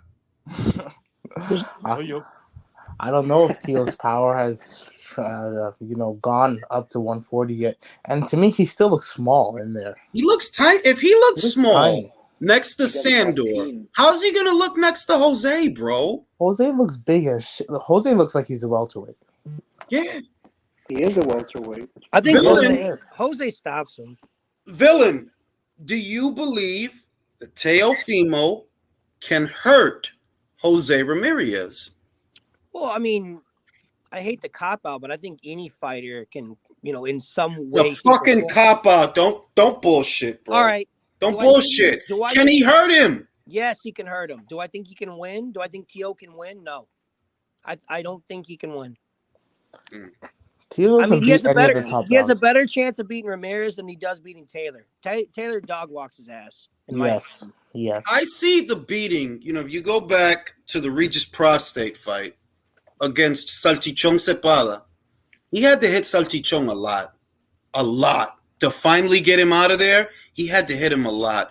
And that kind of speaks to what I'm saying about Regis, that the reason I think Regis is better with that style, that counter-punching style, rolling punches off the shoulder and getting off shots, is he's more prolific. He throws more punches, so he's beating you up. Even when he's not getting off the hard shots, he's still beating you up with the jab. Teo, it really is just 1 and 2 shots at a time, and then he'll like go reset or something. Can I ask, are we even sure, like 100%, that he beats Barboza? I'm not sure. I'm not sure. Man, we're gonna. And I'm not that high on Barboza. Polo, you gotta stop liking this fucking guy so much, bro. Like I think you think he's better than what he really is. I honestly do. Polo likes him more than his wife does. But it's Barboza. I mean, that's fucked up. That's fucked up, man. That was a low blow, man. Yeah. I think Polo wants to be an honorary Honduran. Is that true, Polo? You want to betray La Raza like that? Polo, be honest, bro. Do you honestly, if they fought, si ellos te dicen a ti, okay, la próxima pelea va a ser Teofimo con Barboza, would you bet generously on Teofimo? Do you trust him? Define generously. All right. All right. I'll say, all right. You know, it's not a lot, but it's enough that you don't want to lose it. $200. Hell no. No. $200? No. Yeah, they fight. Okay, you want to bet on me? Just don't say, oh, it was. I'm not betting. Listen, bro. Understand what I'm saying. Do you trust Teofimo with $200 of your dollars opposite Barboza? Do you trust him? Like, what's your confidence level? Yeah. I think he'll beat Barboza. I mean, Barboza, I'm not going to say he's a bad fighter, but I think you're overrating him more than what he is. Like, I'm not overrating shit, bro. All I'm saying is George knocked Teofimo down. Sandor, he did knock Teofimo down. Barboza is bigger, more aggressive than Sandor. He's going to come at you. And the issue that I have with Teofimo is, I'm being honest, you can hit these guys once or twice, and if they eat it, you're in trouble, bro. Yeah. No, but I think you are right, but I think he beats Barboza in a competitive fight. I mean, Barboza, like I said, ain't no like pushover either, but I got to see more of him, because when he fought that Soria guy, I expected to stop him. I mean, he was looking good, but I didn't like that last part because he did get hurt. I'm like, oh, man. Polo, can I say this though? Joke, like, with that in mind, Polo, do you like, just off of activity, if Teo fights Barboza like he fought Martin with just 1 or 2, no combos, no nothing, just fucking stylistically, I feel like Barboza will just be busier than him.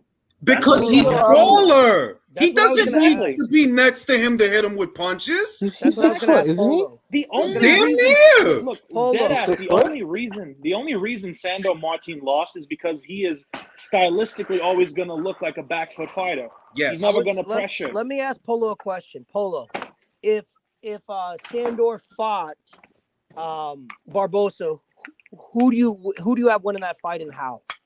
Oh, I got Sandor. I think Sandor pulls it off. He outboxes him in a close fight. No, stop. Nah. You're bullshit. You're bullshitting. You're bullshitting. I'm bullshitting. You're bullshitting. You're bullshitting. I'm gonna tell you why you're bullshitting. Because I look like fucking Superman in that picture. That's why you're bullshitting. Okay. Example. Okay. No. I'm gonna tell you why you're bullshitting. I'm gonna tell you why you're bullshitting. I'm gonna tell you why you're bullshitting. Y'all don't really. I've seen. Nobody's overrating anything. You're overrating Teofimo. Bro, you're overrating Teofimo. He beat Barboza. What performance that you saw Barboza? You're like, oh man, this. When's the last time Teofimo looked good? When's the last time Teofimo looked good? Because he's fighting the better. Like I said, let's see how. Because he's fighting the what?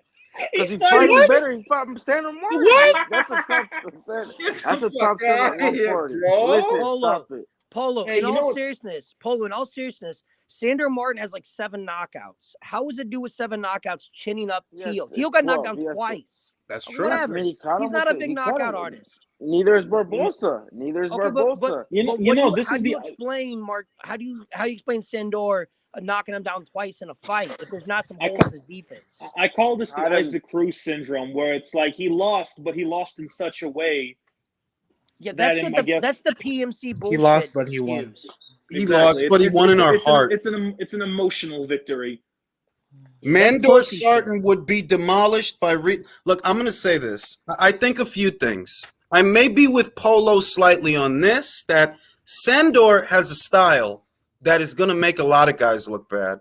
And it's not because they're bad fighters. It's because he seldom engages. He's He called can a spoiler. box. He's a He's a spoiler. No, spoiler. he's a spoiler. But irrespective of that, the real question is, do you feel that enough of Teofimo's power carried from 35 to 40 that he can get these guys respect? Because these are big guys. Barboza's big for 140. Ramirez is big for 140. And you're telling me that you think Teofimo beats them both? I like Teo too. So like the thing is, I'm not trying to take anything away from him. I really like watching Teo fight, but it's obvious that he's moving up in weight and he's moving up in opponents and he's not getting better. He's obviously He's not. things are not looking good. Hey, and can I add on to that? And I feel like this applies to most of the guys at 135 moving up. 140 is just a fucking stacked division. I agree. It's just a stacked division. It's just such a good division. If Haney moves up, I feel like if his power wasn't there at 135, I feel for him at 140. Knock out a fly at 140. I'm not gonna lie. That's my concern. None of those 135s have a chance. Exactly. This is not exclusive No, to yeah, Teo. it's It's just like realistically speaking, like against like the top like 5 guys or even Barboza, like I would not trust Teo with $100. Like I'm being dead on. I'm with Avo. If he looks in the future, like for example, he looked relative. We excused him for his first match at 140 because like okay, yeah, you just moved up. This is your second match at 140. You look like you've regressed. You don't do any like you have no combos. You just do 1-2 back up, 1-2 back up, 1-2 back up. Like you're not one. Even though your corner's pretty shitty, from what I heard, like his dad was telling him to do something and he wasn't doing jack or shit. So it's like, with all respect to him as a boxer, like I get it, young unified champion, whatever, but you're kind of fucked, dude. Okay, Polo. Teofimo, Alberto Puello. Does he win the fight? With the Alberto Puello, I honestly can't pick a because I haven't seen Albert fight like that, and like what I've seen the 2 times, one fight he did look good. What the other fight I thought he lost. So I mean, like I said, I got to see more of Albert. I can't confidently from what I've seen. Like we'll go to another guy, Polo. We'll go to another guy because it's true. Like there's not a whole lot of Puello out there. There really isn't. I'm telling you, watch the last fight. I don't know. That guy low-key beat him, in my opinion. Look how he fought him. So that kind of like, and he has no power. So I'm like, I don't. Yeah, but Sandor has no fucking power, and he knocked him out 2 times. Sandor's a better boxer than Albert. I mean, bro, like. Ring, the question I think you should be asking is, do you trust Teofimo's chin at 140 and do you trust his body at 140? Look, I didn't wait till the Sandor fight to start saying that. You said this at Ocampo, I remember. I said this. I was like, yo, I don't know how, because he's not big up there. He's not. He's gonna look little next to everybody. All right, Polo, fucking Teofimo Subriel Matias. Oh shit! You trying to kill the kid? I think Sabir Matias takes it, but that dude gets hit a lot. I'm just saying, Sabir Matias probably does it, but as of now, because like I said, I've seen Sabir Matias struggle in a way when he start, but Sabir Matias beats him. Now let me read these 2 super chats. M.A. Bustamante says, shout out the ring and the panel. Teo hasn't learned the pro tricks. He tries to power blast dudes on the chin to get a knockdown. Martin knew to lure him in and top him off balance. Still has things to learn. Yeah, because that's what I think the shot was. To me, Teo wasn't hurt. He did get knocked down, but he wasn't hurt. It wasn't a knockdown where his legs were spaghetti. It was he got caught coming in and he got hit with a shot and he lost his balance. But it is a knockdown. Ring, why do we say his chin though? He didn't get hit in the chin. He got hit in like the temple and the side of the head. And one of those knockdowns, he kind of did use his whole it looked like he used his whole palm. Like, are we gonna consider when people get hit? I mean, that's like anybody that gets hit in the temple can get dropped. But Teo, why is he using his head as a defense mechanism against punches though? I mean, bro, you get hit in like. Go ahead. I was gonna say because he's got that fantastic Philly shuffle, man. Yeah, he's got that little shoulder roll. Yeah, he's got the egg roll and the shoulder Exactly. roll. He's got the Chingo Lestos, whatever the fuck Caleb Plant said roll. Los Chingazos. Mr. There you Calderon go. asks, can a change in coaches and environment save Tio? And I say, absolutely. The coach that I would recommend for Teofimo to perfect the style that he has is none other than Eddie Reynoso. That's who he needs. You're a counterpuncher. Canelo's one of the best counterpunchers in the business. You need to learn how to create opportunities instead of waiting for them, because you're looking for the same opportunities every time you go. Like, you can see, you're looking for the same opportunities every time. You need to learn how to create them. The fighter that you beat, right, Lomachenko, he's actually very good at creating opportunities. I'm not going to make excuses for him, but I do feel the shoulder was a problem. But still, he's good at creating opportunities with throwaway punches and changing the cadence of punches. He doesn't throw every punch the same way. Teofimo does. And that's They're the all thing- fastballs. And that's They're the all thing. fastballs. And that's the thing is, it's just like they say with baseball. Anybody in the major leagues can hit a 95-mile-an-hour fastball.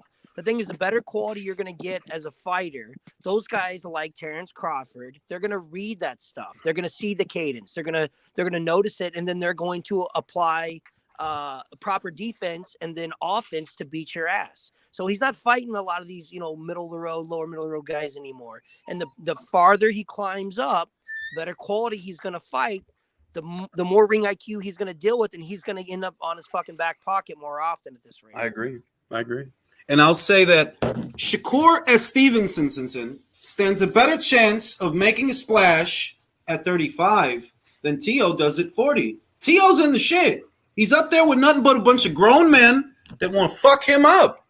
He's the fish. Especially since he has that name value, because say what you will, he's the guy that beat Lomachenko. Yep. Oh, They want him.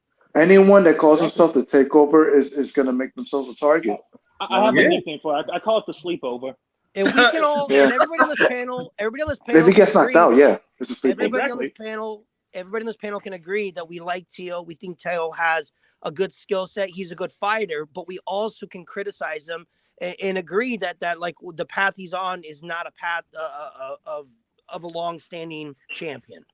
I mean, the thing is, he moved up. He starts talking about titles, and I thought that, okay, well, that's a problem because you need to acclimate before it even becomes about titles. You could look at him like I looked at him, and I'm like, bro, at 40, you're gonna be shrimpy. At 40, yeah, you're gonna be shrimpy next to everybody. You look small next to Sandor. What are you gonna look like next to Ramirez or Taylor or Catterall? They're gonna make him look very small. Damn. Yo, Ring, I feel bad.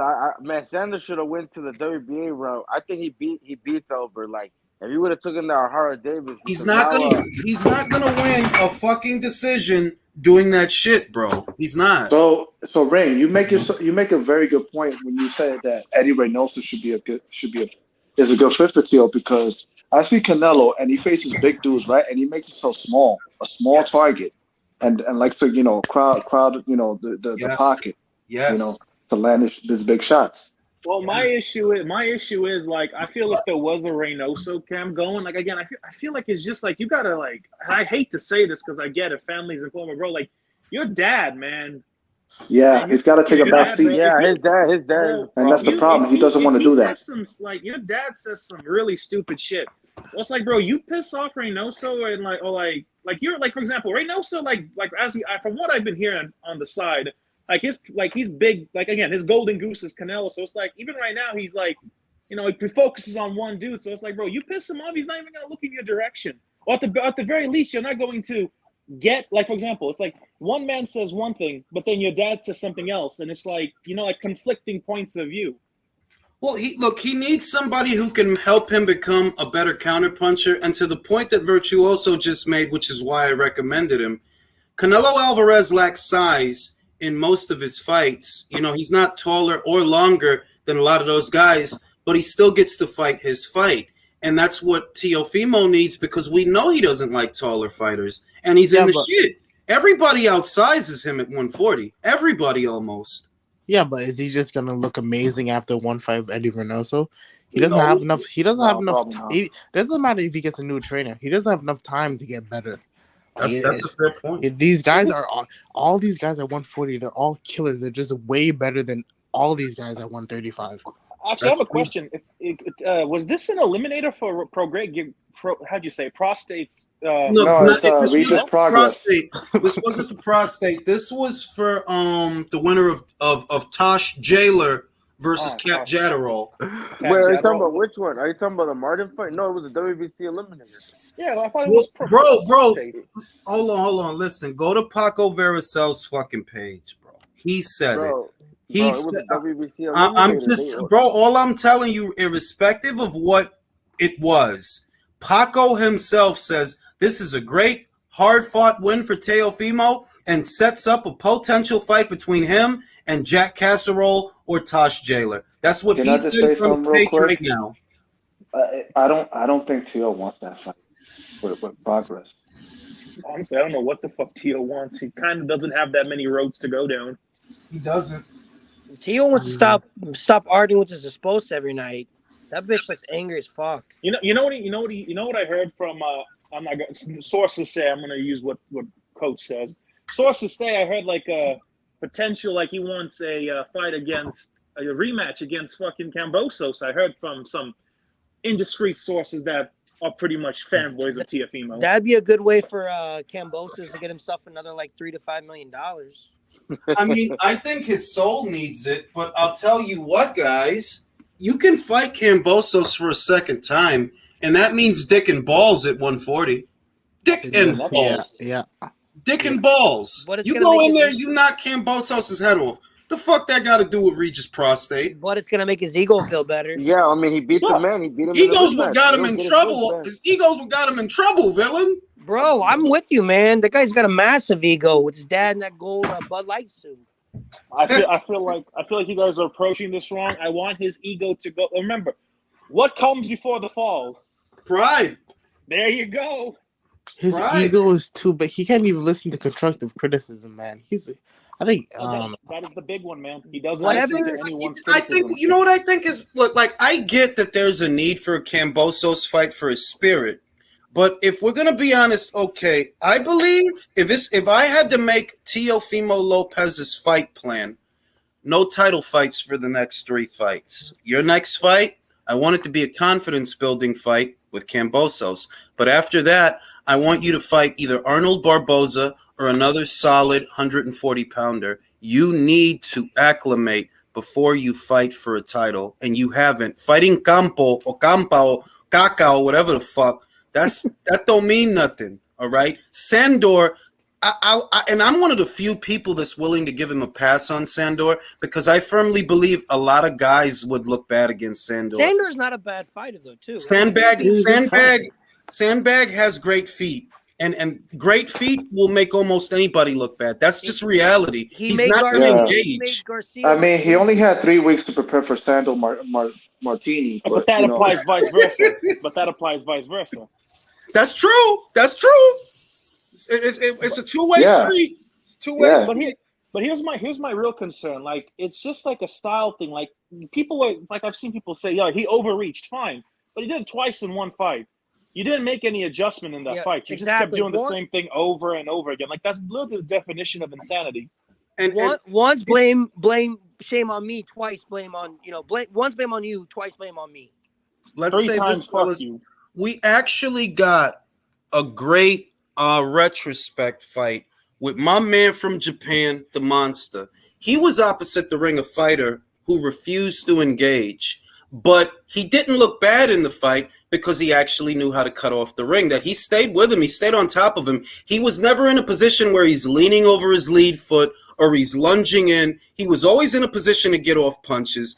And Teofimo's feet, that's a problem. Yeah, it's a problem, bro. It's a problem because he made you look a little bit crazy. And even though you were the busier puncher, it's the way that you were following him. If you compare, they both had to fight moving targets, Inoue and Teofimo. But if you watch both those fights in sequence, you see how, Inoue just stayed on this dude, bro. Like, he just stayed on him. And not only did he stay on him, he played with him. You know what I mean? Whereas Teofimo, he's lunging, he's falling, he's hyperextending. So, dude, you know you did that when even your backflip looked depressing. Bro. Yeah. Listen, I wanted to know if he said what he said in the corner. Was that before the backflip or after it? Like, if I Bro, still got it when he did. that cameraman did a good job. He picked up everything. I'm scared, Yeah. guys. I'm scared that one day, I'm going to be watching ESPN. I'm going to be looking at Bob Liver spots. And Tio's going to go for that backflip, and he's going to land on his fucking head. Oh, you're bogus, man. Don't be. Oh my God, Nah, that's don't some say Final that. Destination I shit. feel Yo. like it's coming, bro. Like he's going to Bro. go for that flip, and he's going to land on his fucking head. Bro, when That's he what did that happened. after Yo. the Cambosis fight, it was Brother. so funny. Real man. quick, Rick, can you full screen me? I got you. Hold up, where you But at? Right here. All right. Bro, imagine Yo, so I had a little convo with homie Ricky who was in the chat, and he wanted to know what this crossover appeal looks like. And this is Mike Tyson with Joan Jett in the '80s, and Hey, these PBC guys here, they don't know nothing about that, man. Yo, This is crossover appeal. Rick, look, This is Ricky, iconoclasm. Ricky yo, is some, Virtuos, Viva Morocco. bro. Ricky, Yeah, man. Ricky, They listen, almost made it. I don't want to Nah, be, I'm because sorry. Alexis says this, and it's true that you can't be too hard on the casuals because you want more boxing fans. Ideally, you don't want less. But Ricky's a casual, bro. He doesn't know anything about anything. He only knows about Spence and Heyman. He doesn't know anything about like all this other stuff that he's like. We might as well be speaking Chinese, bro. Are you, Bro, what's Ring? up? Are you talking about homoerotic Ricky, the same dude we talked about in the past before? Ricky, yeah. Oh, okay, my bad. Yo, Ring. I don't know if you've seen this, but there's this dude on Twitter. I'm not gonna say his name. I don't know if he gets paid for like PBC pays him, but he's always hyping up their fights. And then anytime it's Top Rank, Matchroom, Golden Boy, any fight, like he was complaining about the Navarrete, whoever he's fighting. I'm like, dude, like you're bringing up the guy because he. Paulo, does it rhyme with Fanny Lopez? Does it rhymes with Fanny Lopez? Yeah, something like that. Yeah. That Okay, guy. I know what you're talking So about. I'm I know like, the bro, guy you're talking the one about. You're talking about that kid who looks no like Sabo, Taco Bell. yeah. I know. the It's that photogenic Mexican. his name is Danny something. Danny I know Ramirez? Danny Ramirez. Danny Ramirez. Oh, Look, that look. guy's nuts. No, listen. I when it comes to Danny, that's not a boxing fan. That's an industry plant. I'm telling you, I'm not kidding. Bro, no, I believe you. Now That's I see an it. industry Oh, plant. That's not a real. Adames, 2 top 10 middleweights. But My when it's, name- I'm like, bro, Danny like- Ramirez is the PBC what Devsani is to Frank Warren. Esa es la misma cosa, manín. Like, pero Jules, lo que es, bro, like, literally. no, Hey, I Jules, believe you. I see it. I thought I was like someone else said that. I'm like, nah. Yo no you're estoy tripping. exagerando. That dude is not he's not a boxing fan. In all likelihood, No way. I believe he's either he's in the production team of like he could be in the production team over there at Showtime and he's just doing his shit. Like they probably throw him a little extra because you're not a boxing fan. You He sound like looks 18, but he's probably 26. yeah, Hey, like Polo. He's got to be one of the most casual, biased Bro, players he you would ever- is. Like, fam, the fact that Like you're Marco always Ortega. complaining about this fight when the dude is literally ranked right above, it's like. Hey, Polo, I'm happy you mentioned Adames and middleweight. I'm sorry for cutting you off because I wanted to make this point because I found out a horrifying revelation. The WBA has Danny Garcia as the top 10 fucking middleweight. because he's gonna fight Lara. Man, he should be a top I three. said that on the Boxing Boys. He's Yeah, I fighting Lara. remember, and they thought you was crazy. Bro, No, I had he to didn't check it believe me. myself. He looked it up. It's- He's like, "Oh shit!" And I was like, Yeah, what? I remember. I seen that, and you've been saying that, and even I thought, really, would Danny fight Lara? Bro, and then what does that give, bro? I'm telling you, this you can see this. But if Lara was actually serious about fighting that Triple G, why are you gonna fight a fight? I know we don't, we talk shit, but he's gonna go to catchweight.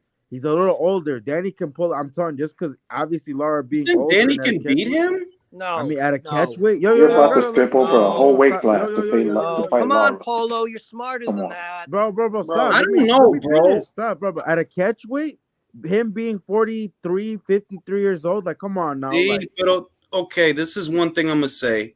Even look, Lara's legs are gone. I think they're gone, but he can punch. Like he can like low key, yeah, he can punch, bro.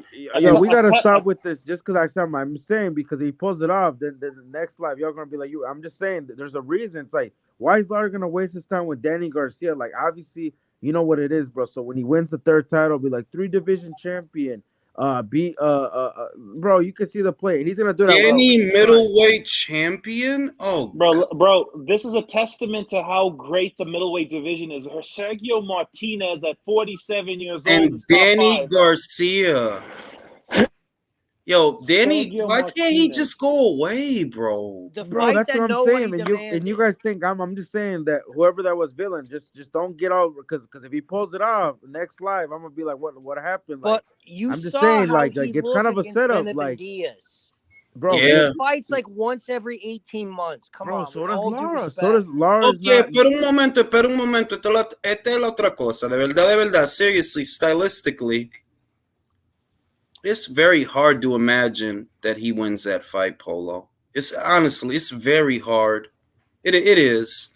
Lara's not what he used to be. I know that. But I still trust Lara's 40-ish legs to Danny's slow-ass feet. And Lara's longer and punches harder. Are we talking about Danny Jacobs? Danny Garcia. Oh, what? Yeah. Yes, bro. What? He's ranked at middleweight. That guy is like an old horse that be taken to the glue factory. He's got to be done by now, bro. I wish he would. I want him to go away. I really need him to go away, to be honest. I mean, I actually don't care. I don't even watch any of his fights, so I don't really.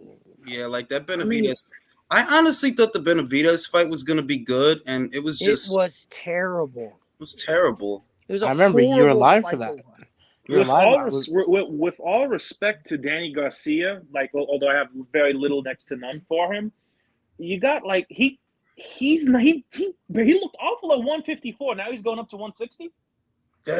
He has a death wish. And he's top 10, bro. This is testament to how great the 160 division is. Well, there are two divisions in the sport that suck dog dick, and the only division that sucks more dog dick than 147 is 160 by far and wide.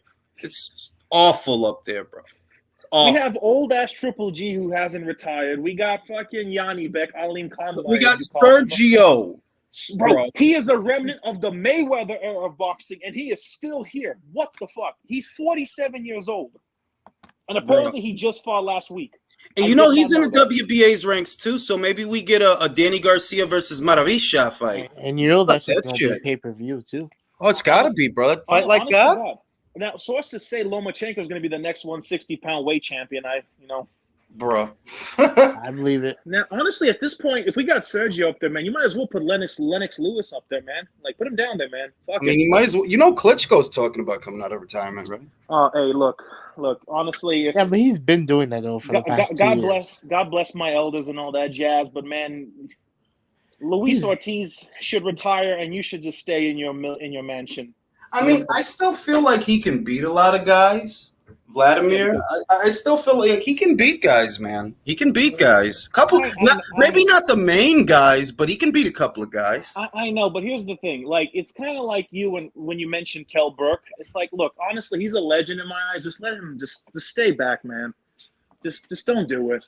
Honestly, I would rather use it's kind of like Abraham Lincoln when he got killed during the prime. Like, let him you have rose tinted goggles. I want you to stay in those rose-tinted goggles and stay fucking away. Look, man, I feel like he can still give a lot of guys a run for their money, but ultimately I'm kind of with you because if he came back, well, it's not the fucking fight Zile Zhang, you know? It's the fight Fury. He wants Fury. He wants fucking Fury. Yeah, and look, you just fight Chisora. Fuck it. Just fight Chisora. I mean... Chisora. Honestly, I can see him beating Dubois. I need Chisora to retire. Real shit, though, as a fan. I like to watch him be used as a punching bag. I enjoy it. Yeah, honestly, I've kind of talked myself into it. Honestly, let him fight Dubois. Put him on his ass. I mean, that's what I mean. Like, if it's Klitschko versus Dubois, you think I'm not watching that shit? Vlad knocked him the fuck out today. He would. Old ass Vlad. He put him on his ass. He would knock him out today. And this is what I mean, that there's still guys out there that he can get him. Like if it's Klitschko and Bobic, yeah, I think he can get Bobic. Yeah, fuck. Yeah, just don't put him in there with like an AJ or a Fury, because you know he's gonna lose. What about Hellenius? What if he fights Hellenius? Man, fuck out of here. He can beat Hellenius. But I don't. Man, fuck out of here. Maybe Hellenius. Carlos Takam. Carlos Takam. Carlos is still. Look, if you watch Takam's last fight, which is what I'm big on Takam. You know, if you can look good against Takam, that's saying something. Because he was in there with a big, strong, young guy, and Makhmudov has good feet. I noticed that about him, that for a guy that fucking big, he can pivot, he has good feet. He has poor shot selection. It's 1-2, then 1, then 1 again, then 1-2, then 1, and then 1-2. It's like he does the same shit over and over, which is why he couldn't get him out of there. So that's what he really needs to work on. But Takam looked all right in that fight. He survived the hard shot. He looked all right in that fight. Well, and there's also take into account like at the moment we're talking hypothetical, but keep in mind he's been inactive for like how long? Almost fucking 8 years, 10 years. Yeah. Charles Martin. So it's like if you Charles Martin, I'd like to see him go in a coma. Man, I don't want Charles Martin. I want Charles Martin to retire too. No. He's not. I just don't fuck with him.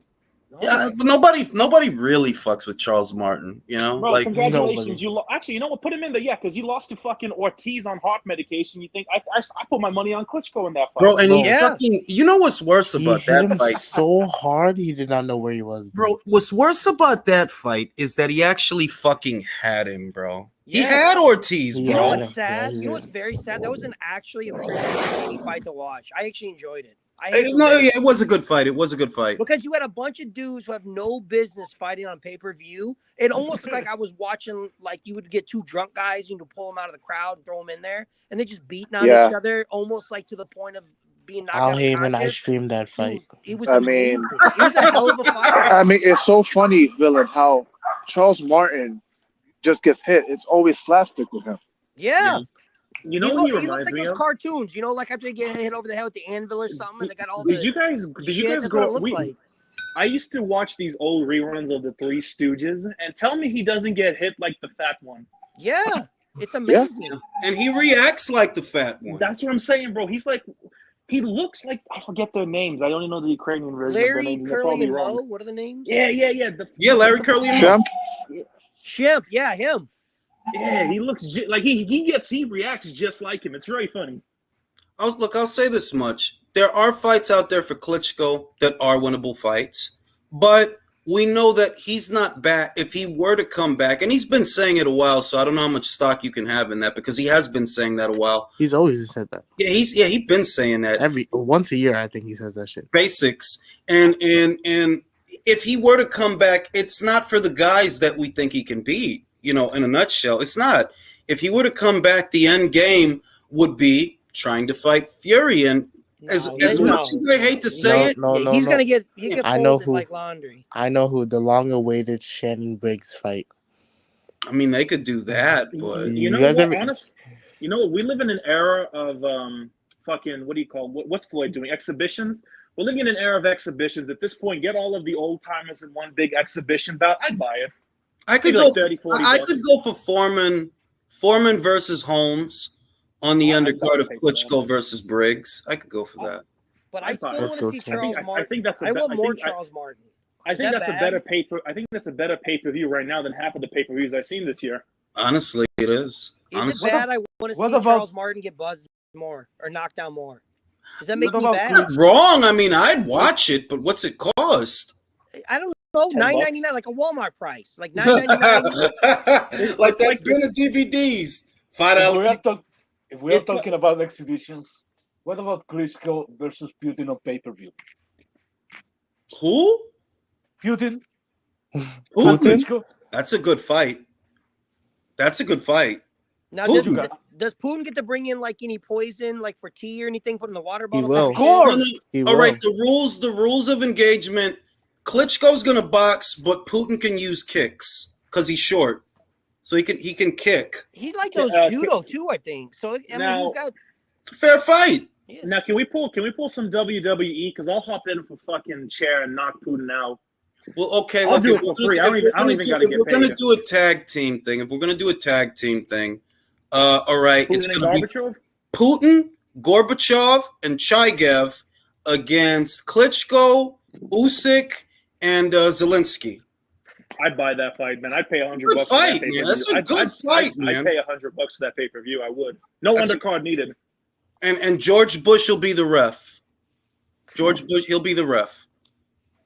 Now, mind you, could we get Reagan somehow? He has to be the PR. He has to be the announcer. Kamala Harris is the ring girl. Joe Biden's you just lost the value of that fight by putting her on. Oh, all right, AOC. All right, AOC will be the ring girl. Yeah. AOC and Ivanka Trump. And Ivanka. Who promotes? Donald Trump promotes. Oh, and you can have the shady businessman in the form of Hillary. It's all there. Alex Jones, Joe Rogan, Joe Biden on the ones and twos. That's your commentary Joe team. Biden, who can't finish a sentence.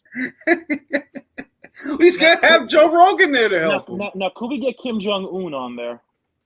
He'll be on the undercard against what's that guy? Spicy Poppy Spice. Is that guy's name? Spice Poppy. Man, this is a pretty good pay-per-view, man. I'd buy Good card, man. It's like I'd buy that card. Oh, you're talking about Salt Poppy. Salt Poppy. What's a Salt Poppy? Can someone explain? He's a YouTube boxer. He can fight though. He can fight. I'm telling you right now, he beats Jake Paul case at all the YouTube boxers. But they're not gonna make that fight. They're not. Being serious, he can fight. He might fuck around and really beat him, bro. He can fight. He can fight. If you ever want to know the state of boxing right now, fucking Deji made like 400,000 pay-per-view buys.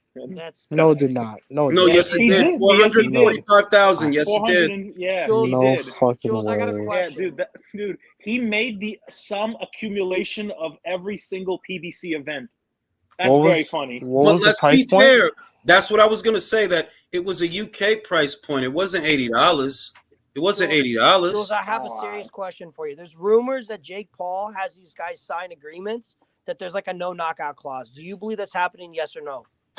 You want my honest opinion? Yes, that's why I asked. Yes. The jig is up if he gets knocked out, and it's too easy to knock him out. Bro, I firmly believe that. Yeah, that's in there. Bro, just wait for him to get one loss. We'll never see him again. That goes for Tommy Fury, all those YouTube guys. That he's here. Look, boxing is like any other sport. At the pro level, you don't just pick it up. Even a journeyman will fuck you up really bad. Yes, really bad. They'll fuck you up. Like that's not. If we just let's take away the jokes and we look at this for what it is. I'm supposed to believe that in this span of time, he developed that much? No, I don't believe it. And all those guys, even those journeymen, even those guys who got the record, 5 losses, 6, 8 losses, those guys have been fighting since they're like 8, 9, 10 years of age. In other words, let's put it this way. There's this great guy.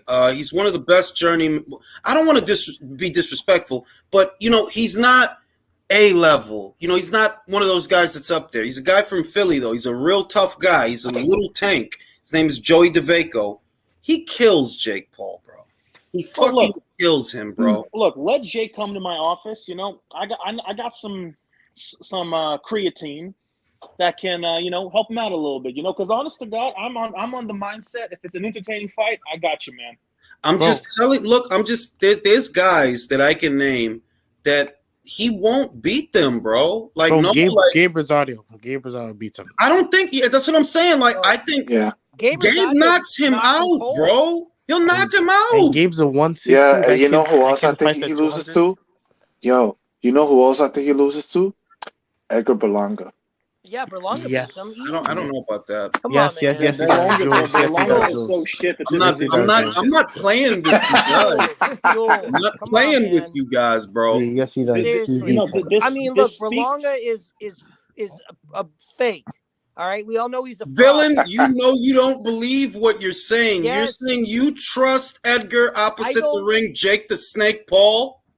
Yes, that's one of the few names I actually believe he can beat. Wait, you believe Jake can beat him, right? He doesn't beat him. No, hell no. Berlanga bodies Jake Paul. I'm not sure about Jules. Yes, Julius. Villain. You serious? Ah, bro. Villain, He I will fight. I will He argue with you bit on this. Romer, bro. Look, I don't look. I'm not playing. I'm not being funny. Oh my god. I'm not convinced that Edgar beats him. Okay, I want to say this. Maybe it want to sound ridiculous, but after watching Edgar Berlanga for the last 3 fights, I feel you, Julius, because at this point, I will not trust Edgar Berlanga to take out the trash. well, that's a lot of responsibility, man. Shit. Yeah, that is too much for him. People in the chat, who would you pick to win that fight? Edgar Berlangula or Jake the Snake Paul? Make this a Edgar Berlanga WWE with the event and flu toss in beats Chris Jake Eubank. Paul. Edgar Berlanga with the temperature of 1.01 beats Jake Paul. I don't know. I got Edgar. Man. I respect your opinion 99% of the time, but you're dead wrong on this one, Jules. Bro, listen, Edgar's really bad. I agree with you. Against an actual real fighter, against a mid-level guy. Bro, you're thinking about Jake as if he's a real fighter. He's not a real fighter, not at all. Two things. Okay, so here's 2 things that influence my opinion of Edgar. Lots of alcohol and drugs, yeah. Drugs and alcohol, but also I saw sparring footage of Erickson Lubin, who's very chinny, by the way. I saw him drop Edgar Berlanga. And I'm like, all right. And Jake is bigger than Edgar. He's a cruiserweight. Edgar is a super middleweight. At most he's a light heavyweight. But in terms of size, Jake will have size. He may have power also. He may. And he likes to move around a lot. The slightest hint of movement, Edgar doesn't know what to do. That is true, but let's say we get Berlanga all doped up on roids. We put on about 25 pounds of muscle. Look. As someone who specializes in roids, there's not enough roids in the world to make Berlanga a good fucking fighter. I don't. All right. Okay. I have a legit question, Julius. Okay. You have more knowledge than I do about these subjects. There hasn't been any case. I'm not talking about the fame of the YouTube status of the celebrity. There has been any case of a guy starting that late. Yes, thank you. That late in his career and being successful. No. This is not a fucking movie. This is real life. What the fuck? A factor that comes to mind is Joe Smith Jr. He didn't came late to the sport. No, because he doesn't. He didn't come. No. He didn't come late. He had like a little bit of a amateur, like not Olympic level, obviously, but he was fighting when he was young. He was fighting. There's pictures. Okay. Oh wait, didn't Bernard learn in prison? He did, but he went into prison young. What about Sergio? Now Sergio Martinez, he was a late bloomer. Can he beat Jake Paul? Say it again. Sergio Martinez, can he beat Jake Paul? Yeah, he can fucking beat Jake. He can beat him now.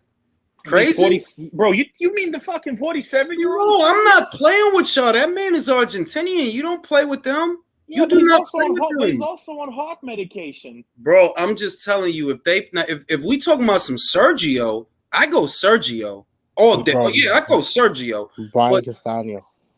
Bro, you hit Edgar with a jab and he freezes. He freezes, bro. He doesn't know what to do. Bro, homoerotic Ricky is in the chat saying more nonsense. He says Jake has been boxing for like 3 years now. Not many three-year boxers can beat Tyrone Woodley. He didn't beat Tyrone Woodley on the up and up, dude. For real.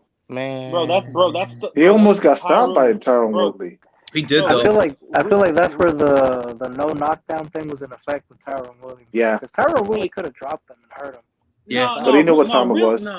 Real talk. Tyrone Woodley was never a fucking puncher. He was actually he would grapple. That's how he fought in the MMA. Like he's not.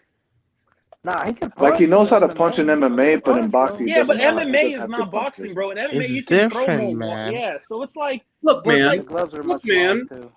You can't tell me that you really believe Edgar would beat Jake.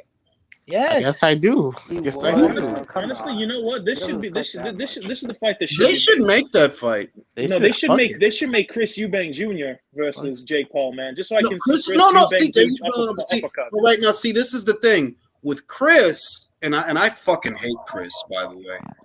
But Chris would take out the trash. He would. He takes out the trash. Yeah, he'll knock He him knocks out. him out. He knocks him out. I'm not even kidding. Like he'll knock Jake Paul out.